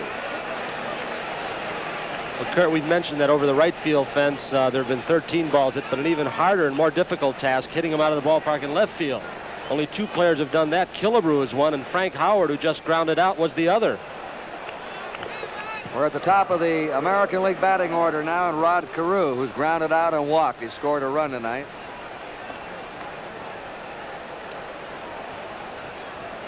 Bobby Mercer on deck. Ball 1. The American League manager, Earl Weaver, said, I don't think we have as much power in there tonight, but I like fellas like Carew and Mercer, Yastrzemski, who can peck away and get on. Foul out of play.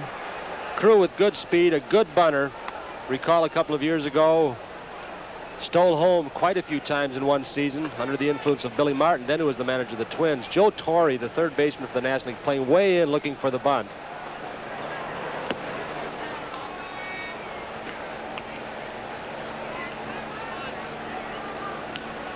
Torre playing there right now, but he'll creep in even a little bit closer as the pitch is on its way. Carew stole home 7 times.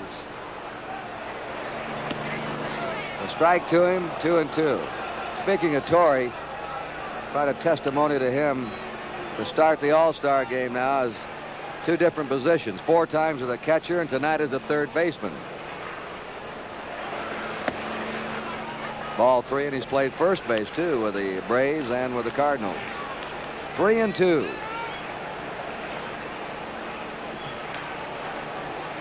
Four to 3, the American League ahead.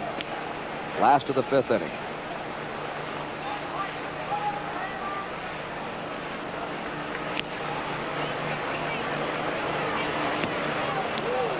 Marichal walks him. Marichal doesn't give up many walks. One of the great control pitchers in the game. Bobby Mercer has singled to center and popped to third.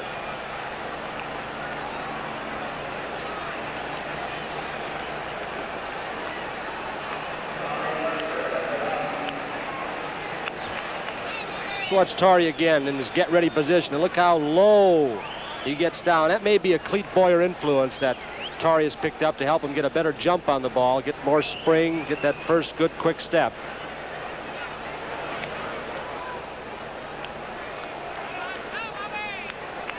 One out.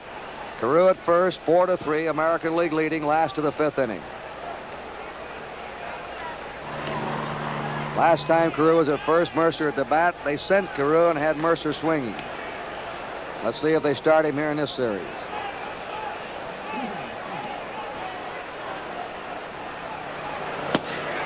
Burning fastball for a strike. Marichal with a little bit of a slow delivery to home plate with that high leg kick, but he has a good quick move to first, and some say it's almost a balk. He moves that front knee and almost leans toward home plate and then changes and go to first. Off-speed pitch, took just a little off and had Mercer off his timing. 2 strikes to Bobby Mercer. What motion he had on that one. Looked like the fastball for sure.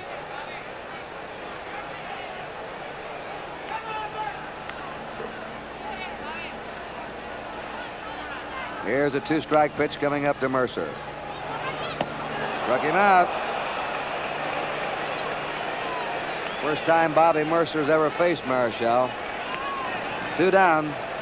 The Giants are trying to hold their lead in the National League West, and this man on the mound right now will be a key for them. See if they can hold on for their divisional title against the challenging Dodgers. Carl Yastrzemski is grounded out and popped up.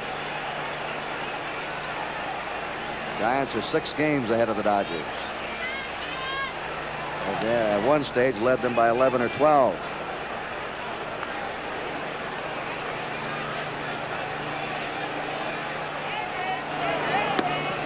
Inside to Yastrzemski for a ball.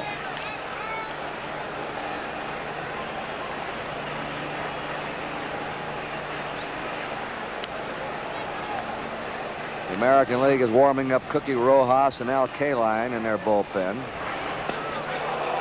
1-1. Marichal's really got the screwball going now. He threw 2 good ones to Mercer.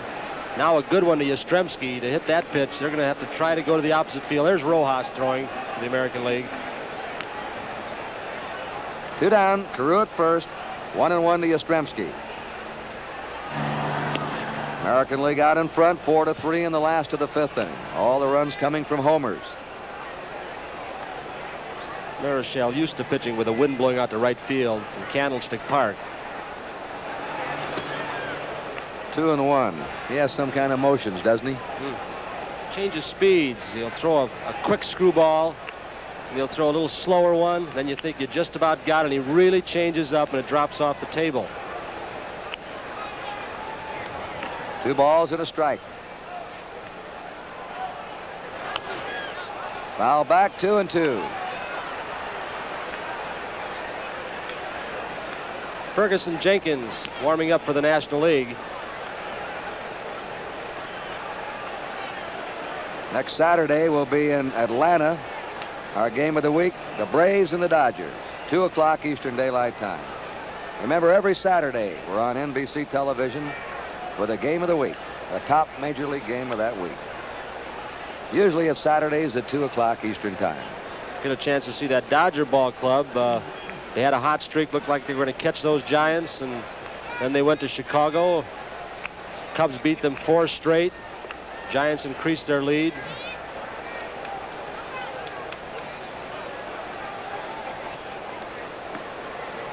The count to Yastrzemski is 2-2. Carew at first, 2 down.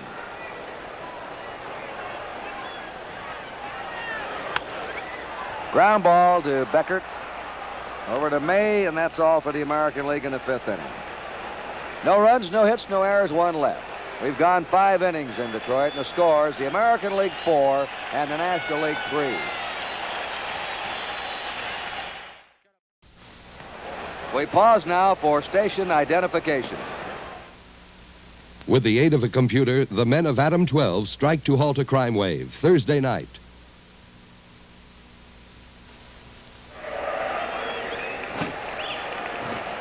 All right, we've got some changes now for the American League. Al Kaline goes to right field, replacing Frank Robinson.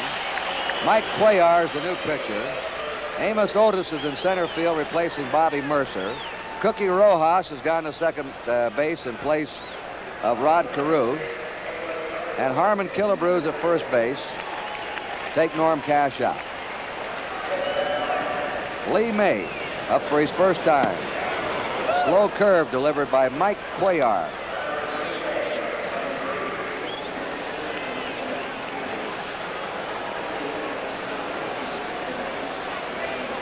.34-year-old left-hander. 1 ball, 1 strike.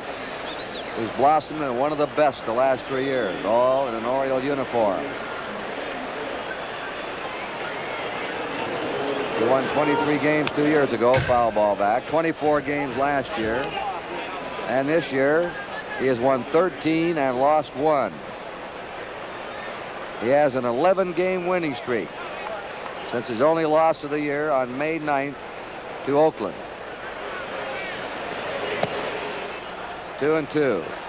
His big pitch is a screwball that breaks away from a right-hander. The sneaky fastball, the curve, and he also pitches with a lot of cunning. Slow one, wrap foul. Cuellar at times will pitch a ball game and throw almost 75% screwballs, but it's not always the same kind of screwball. Like Marichal, he'll throw a fast one, change up on it, one that goes down, one that just breaks away from that right-handed hitter. He varies them.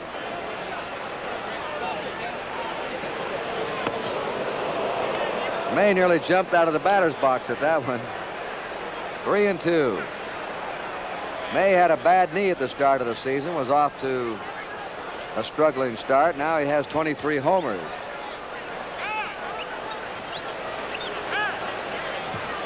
Time call. Somebody has a light on in the stands. Light shining in Brooks Robinson's eyes at third base, and you don't want that to happen with a hitter like May rifling him down at you. Cuellar walks Lee May in the 6th inning. The batter now, Joe Torre, who's popped up and struck out.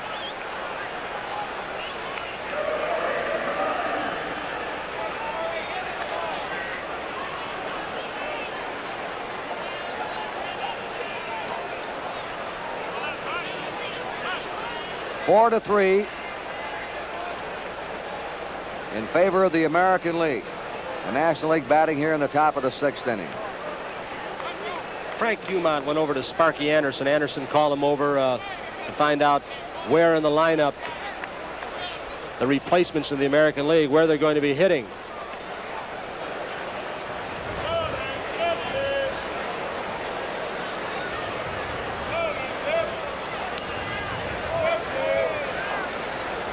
Cuellar pitching to Joe Torre.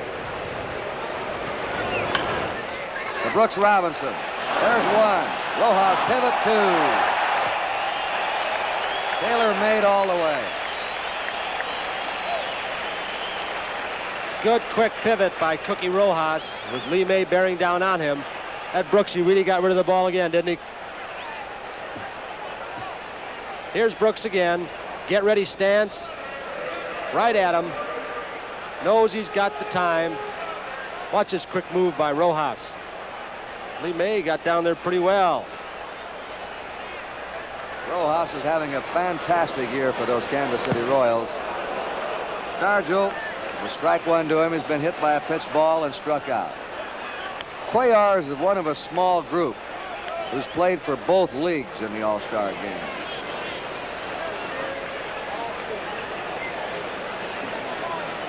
And now the National League sends Nate Colbert out on deck. He swung at it. Strike two.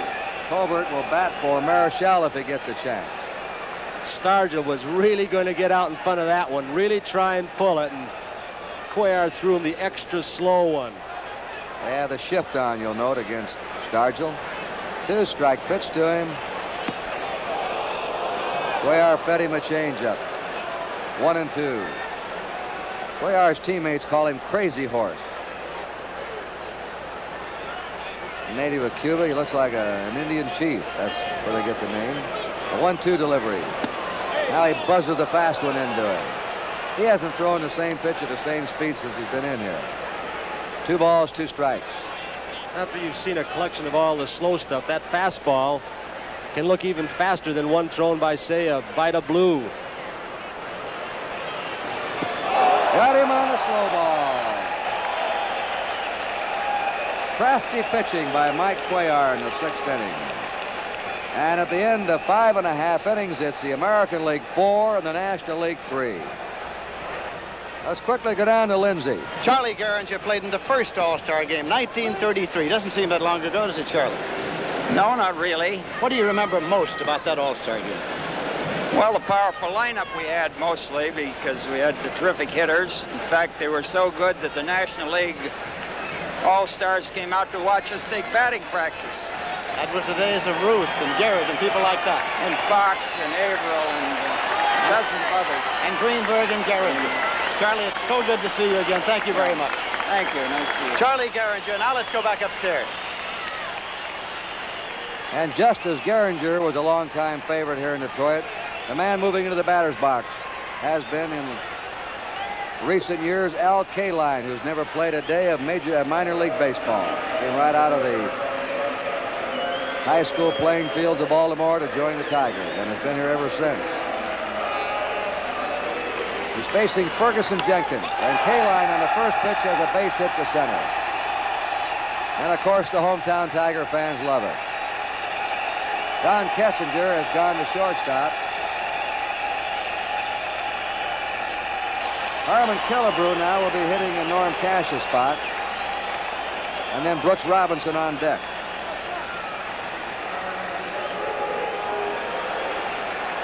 The killer.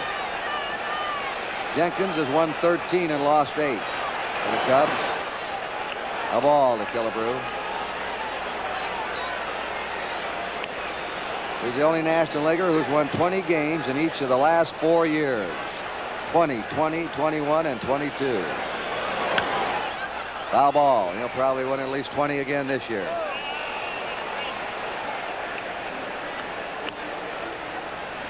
We have warm-up action in the National League bullpen. Don Wilson of Houston, who replaced the injured Larry Dierker, now warming up. The American League ahead 4-3 in the last of the 6th inning. Al Kaline at first. 1 ball, 1 strike to Harmon Killebrew. 1-2. Jenkins can be murder, as you just saw in that last pitch, on the right-handed hitters. He comes from the side with that sweeping curve. Throws that crossfire fastball to catch the outside part of the plate. He's got good control.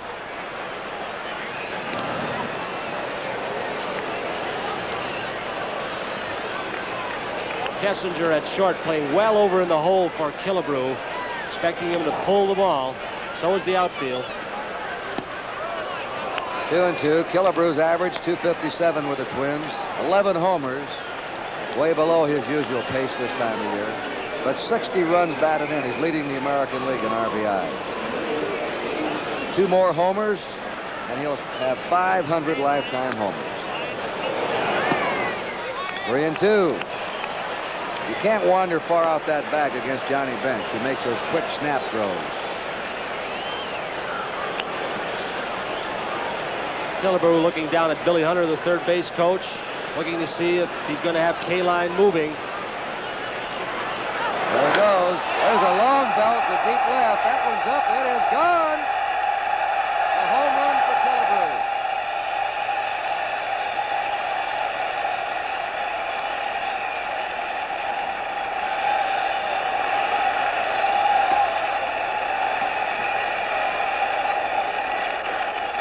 Killebrew really lifted that one, Kurt.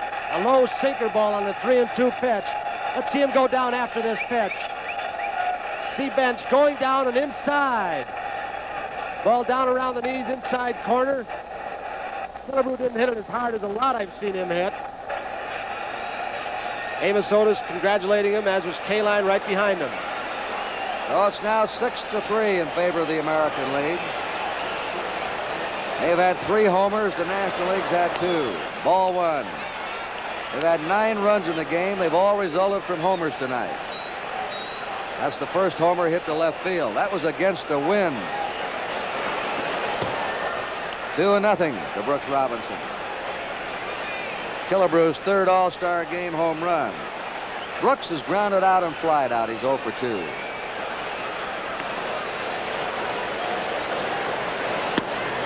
A strike, 2-1 to him.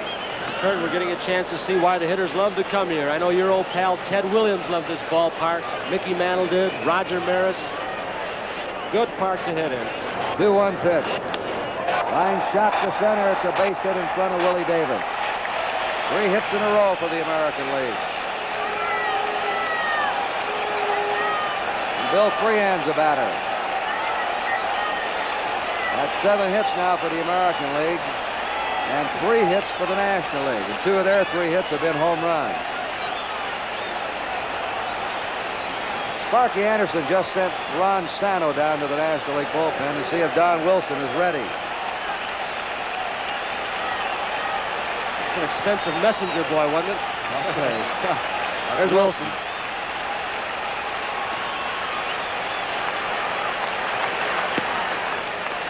Low and inside to Freehand. Ball 1. Freehand is flied to left and fouled to first. National League favorite tonight and seeded to have the most power, but the American League's out-muscled them so far. 2-0.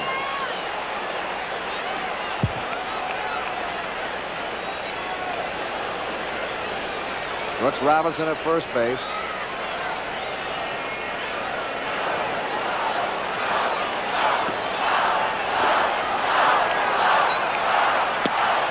Fastball good for a strike. Looking down in the National League dugout, I see Willie Mays. He's through for the night. He played the first 3 innings. But he's intently watching the game down there in the top step of the dugout. There he is pounding the ball on his leg. A high fly ball. He uppercut it too much. Willie Davis backpedaling, drifting with the wind, and puts it away. Back to first base goes Brooks Robinson. 1 out.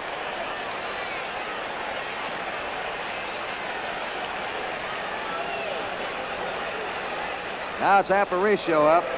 Amos Otis will be hitting in the number 9 spot.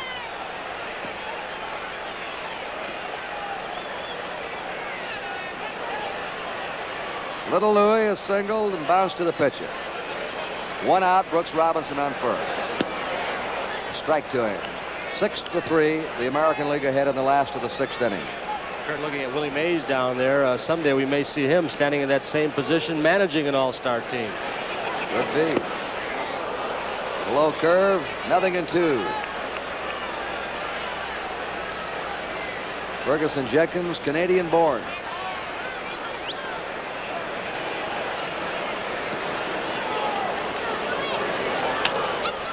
Ball hit to second. A Cub double play combination goes to work. Beckert to Kessinger to May. And that's all for the American League in the 6th. They had 2 runs, 3 hits. There were no errors, nobody left. At the end of 6th, the American League 6, the National League 3.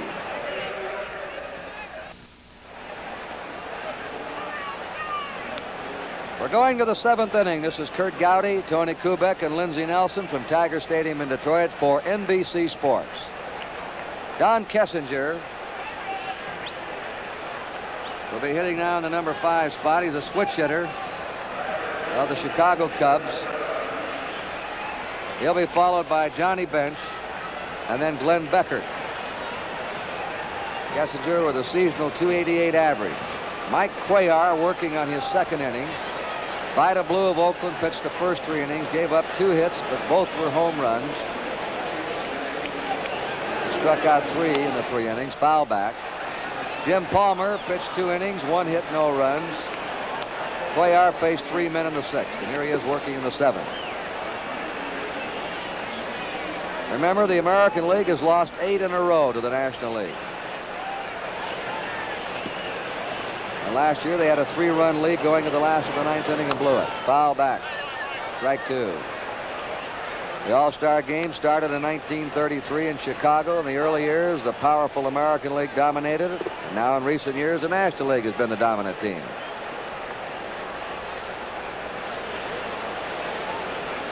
They've changed now in that National League bullpen to Tom Seaver. Spare infielder Felix Meon is warming up.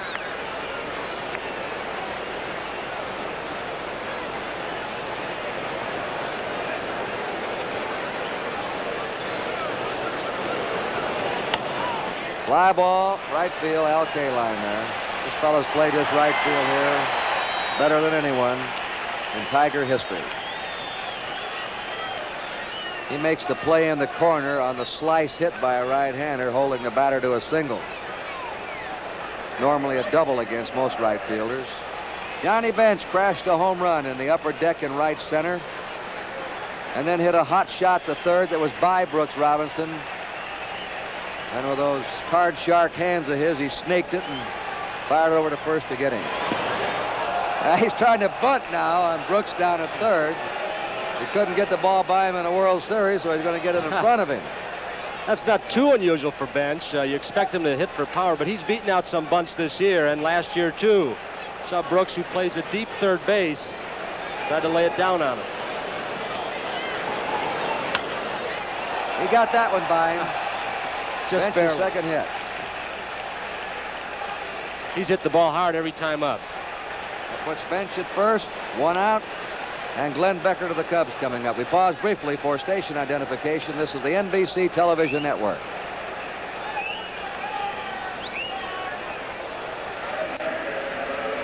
Six to 3, American League leading on our NBC scoreboard.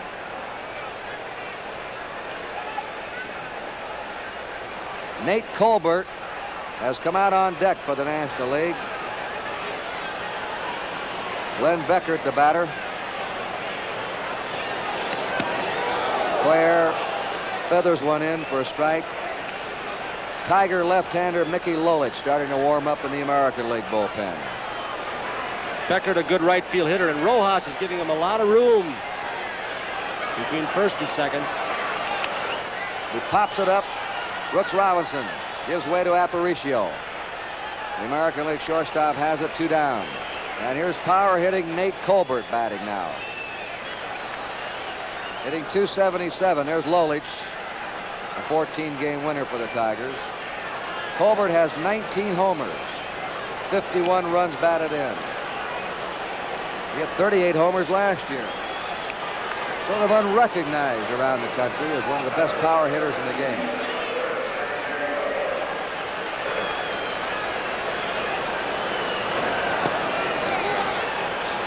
Pinch hitter Colbert takes a strike. Get a chance. Let's take a look at his hands and the position of that bat. He's got the bat actually resting on his shoulder in a parallel position to the ground. Very unusual. 1 strike to him.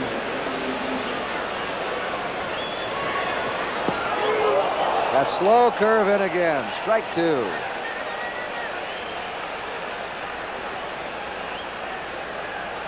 Willie Davis on deck.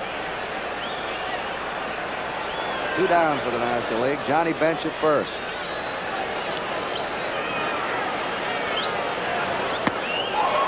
Oh, there's some great pitching. 2 slow ones and got the fastball by him. He had Colbert completely off balance at the plate.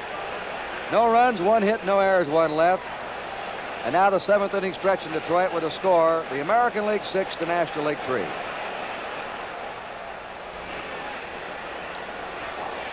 Next Saturday, Tony and I will be in Atlanta, Georgia for NBC's Major League Game of the Week. Maury Wills, Richie Allen, Willie Davis, Wes Parker, some of the stars with the Dodgers, Hank Aaron, Orlando Cepeda, Ralph Garr, Felix Mion with the Braves.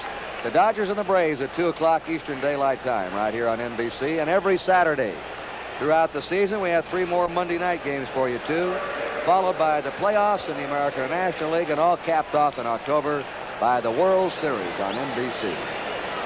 Amos Otis now batting in the number 9 spot. It's a fly ball to left field. Willie Stargell will be camped under.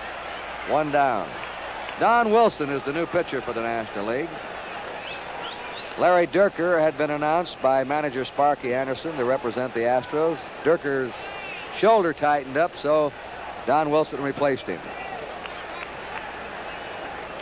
Now Cookie Rojas is up for the first time, replacing Rod Carew. Rojas gets a foul ball down the left field line. What a job he and Otis have done for the vastly improved Kansas City Royals this year. Rojas having his greatest season, is batting .315, 6 homers, 39 RBIs. Hits a fly ball, shallow right. Clemente coming on. He makes basket catches like Mays. 2 down. Don Buford is now coming out.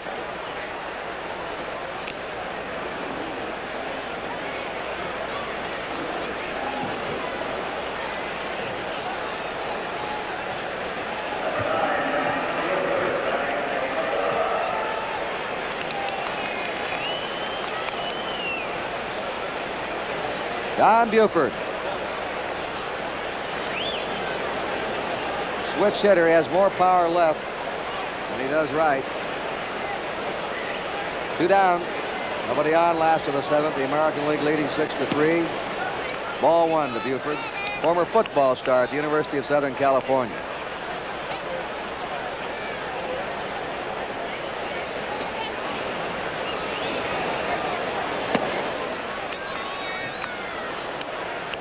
Two balls, no strikes.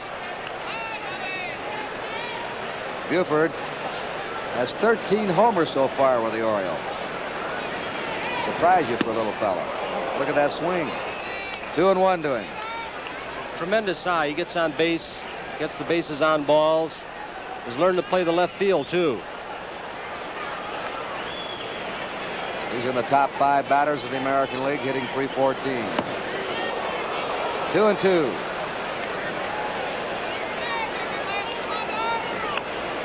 Four pitchers in Major League history have hit home runs in games in which they pitched a no-hitter. And 2 of them are here tonight. You're looking at one right now, Don Wilson. Rick Wise is the other in the National League bullpen. That's all for Buford. He's tagged out by Johnny Bench. So the American League's down 1-2-3 in the 7th. At the end of 7, it's still the American League 6, the National League 3.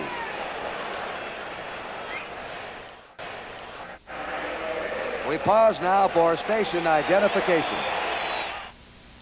Vic Damone, Carol Lawrence, and Gail Martin share the spotlight Thursday night at 10, 9 Central Time. Mickey Lolich, the Tiger World Series hero over the Cardinals in '68, enjoying his best year this year with 14 wins and 6 losses, an earned run average of 2.96. And so the National League switches now to right-handed batter Bobby Bonds in place of Willie Davis.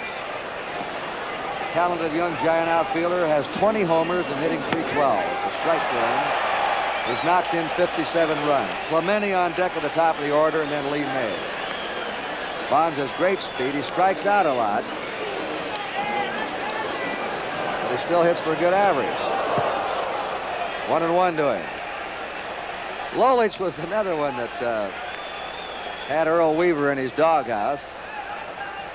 Lolich said, I got mad at the fella when he said I was fat. Lolich is trimmed down this year. He's had a little bit of stomach on him a couple of years ago, like Sonny Jurgensen. Strike 2, 1-2. Earl Weaver said, "I never said he was fat because I'm fat myself. I'd never say that about anybody." Lolich is second in the American League in strikeouts to Vida Blue. He's a strikeout pitcher. A 1-2 pitch to Bobby Bonds. Curved him, got him. One down. Now the American League has gradually sifted its defensive lineup on the field. They have Yastrzemski, the top left fielder in the league defensively in left. Amos Otis, a good center fielder. Kaline in right. They have Robinson at third. Aparicio at short. Rojas at second. Killebrew isn't the top defensive first baseman in the American League. Defensively, George Scott is, but he's not here tonight. Killebrew's at first, and Thurman Munson has gone behind the plate. So with a 3-run lead now, they're going to try and hold it with Lolich and their best defensive players. One out, nobody on. Clemente struck out his first time. He placed inside to him for a ball. Hank Aaron in the 4th inning. Lolich has surprised a couple of these National League hitters. He surprised Bonds on the called 3rd strike with that good sharp breaking curve, and he looked like he just surprised Roberto Clemente with a pretty hard fastball. 1 ball, no strikes. At the knees, 1-1. He won the 3 games for the Tigers when they beat the Cardinals, and he beat Bob Gibson in that dramatic 7th game at St. Louis. Pitching on 2 days rest. The 1-1 pitch. Let up high. Ball 2, 2-1. Clemente looked like he turned to Frank Umont, the plate umpire, and saying, "Yeah, let him get that one down in the strike zone." It looked like he was fooled much on the changeup. On deck is Lee May. Same pitch and high, ball 3. Clemente said, "Why wasn't that in the strike zone? I'd like to have that one." 1 out, nobody on. Clemente had 10 hits in a doubleheader last August against the Dodgers. A lot of hits in one day. 3-1 to him. It's a high fly into deep right center. Amos Otis way back. That one's going, and it is gone. Almost in the same spot as Johnny Bench's in the upper deck in right center. I've never seen so many long drives to the opposite field by right-handed batters that we've had in this game. That's another tremendous shot for a right-hander. 450, 460. Here's that Clemente swing once again. Look at that bat stay back. Cock. Now a trademark.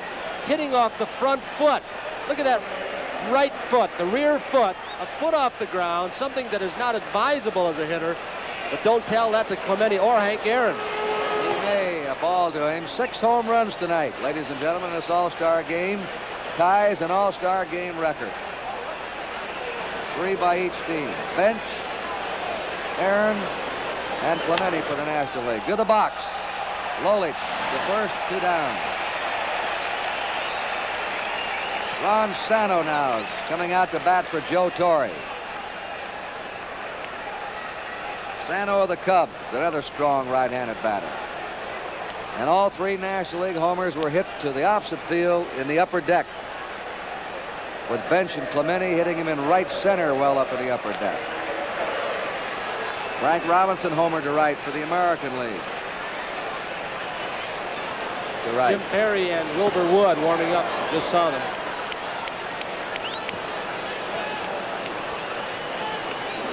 One ball, no strikes.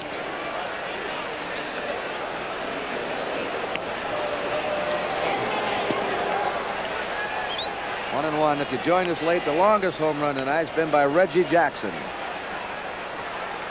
Hit the light transformer up on the roof in right field, right center. Santo has 15 homers this year. A ball to him. Batting .288.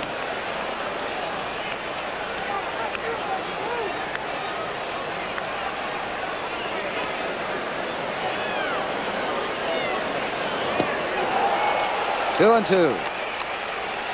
American League leading 6-4 in the top of the 8th. 2 down for the National League, nobody on.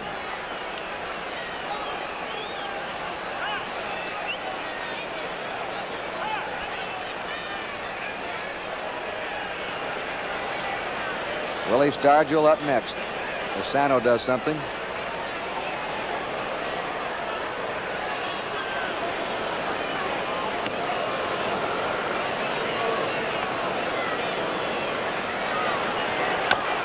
A chopper to the box. The National League is retired in the 8th. 1 run, 1 hit, Clemente's homer, no errors, nobody left. We're going to the last of the 8th inning with the American League leading 6-4.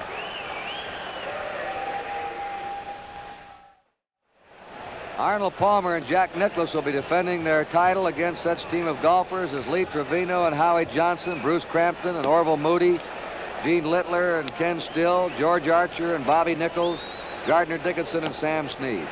See the final 2 rounds on Saturday, July 31st from 5 to 6 Eastern Daylight Time, and on Sunday from 4:30 to 6 from the Laurel Valley Golf Club on NBC. National Team Championship Golf.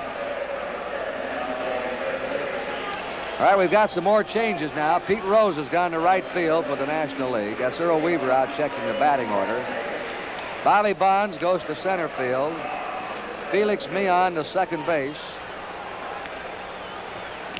And Ron Sano to third. 4 more changes for the National League. They've really shuffled their lineup tonight. Carl Yastrzemski leading off for the American League in the last of the 8th. He's gone hitless in 3 times. Facing Don Wilson, working on his 2nd inning. He breezed through the 7th.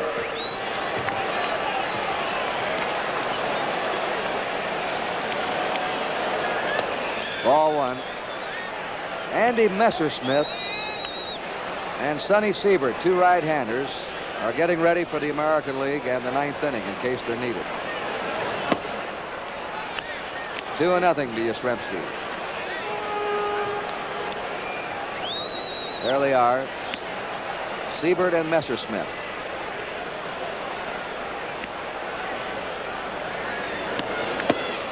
Three and nothing to Yastrzemski.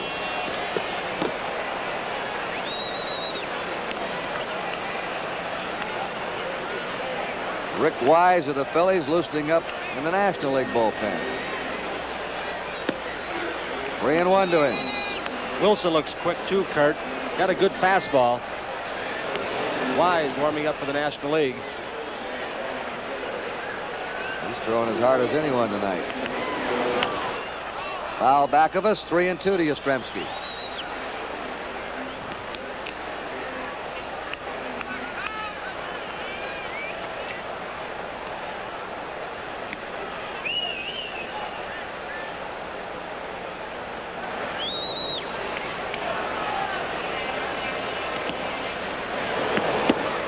Ball 4, Yastrzemski's on.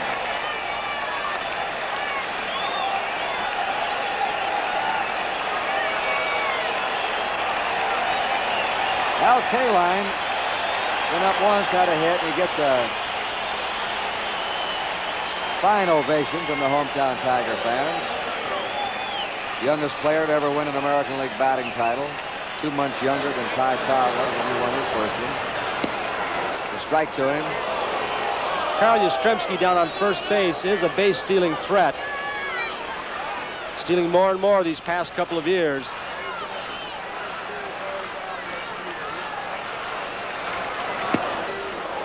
Right by him, 2 strikes. 6-4, the American League ahead, last of the 8th inning.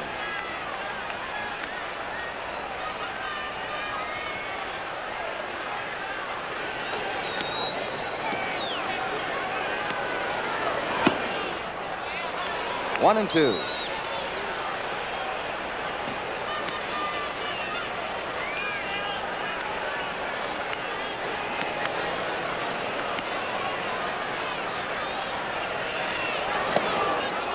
Count goes 2-2 to Kaline. Armin Killebrew due up behind him.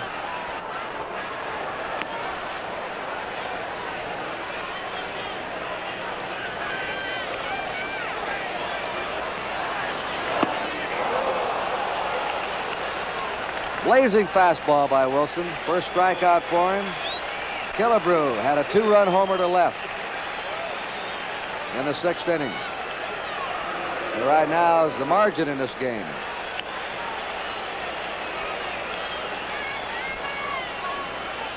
When you look up here in left field, ball one, and see that roof up there where Killebrew hit the ball over. He and Howard are the only two who've ever done it. It's an amazing feat.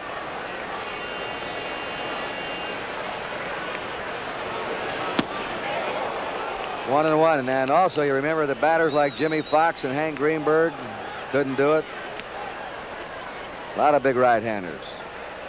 But this man is one of the two in the history of this ballpark to do it. 2-1. Kurt, they talk about the longest home run ever, and I guess that'll be a constant debate, but they say Babe Ruth hit one in this park that traveled, and it was measured 625 feet. Boy. 2-1 pitch. Down to third baseman Sano. For one, over to first. They've got the double play. Sano, DeMeon, DeMay. And now we're going to the top of the ninth inning and the last chance for the National League. There were no runs, no hits, nobody left. At the end of 8, it's the American 6, the National League 4. Musial's a very popular man. You got a big hand, Jen. Well, this is good baseball, Tom. It's always a pleasure coming here. I tell you, things don't look too bright for the National League. Now, there's been a lot of long ball hitting. This has always been a good hitter's park. It has been. Did you play in the 51 game here? Yes, I hit one out here. Did you hit one out in the 51? Oh, yeah. We always remember those home runs. Why so many home runs tonight? Well, of course, this is good, strong boys hitting, but of course the wind's a big factor here tonight. But this is a good hitter's park, really is. Stan, it's always a pleasure. All right, fine. Stan Musial, Hall of Famer. Now let's go back upstairs. The ninth inning, and Lou Brock is going to bat for Willie Stargell. He'll be followed by Don Kessinger and then Johnny Bench. Mickey Lolich now will try and hold this American League lead. They gave up a hit. That was a home run to Clemente in the 8th. Vida Blue, Jim Palmer, Mike Cuellar, and Mickey Lolich. The exact plans that Weaver announced before the game, and he's followed them with his pitching. Foul back, strike one. Brock batting .347. He is third in the league in batting. And, of course, an outstanding base runner.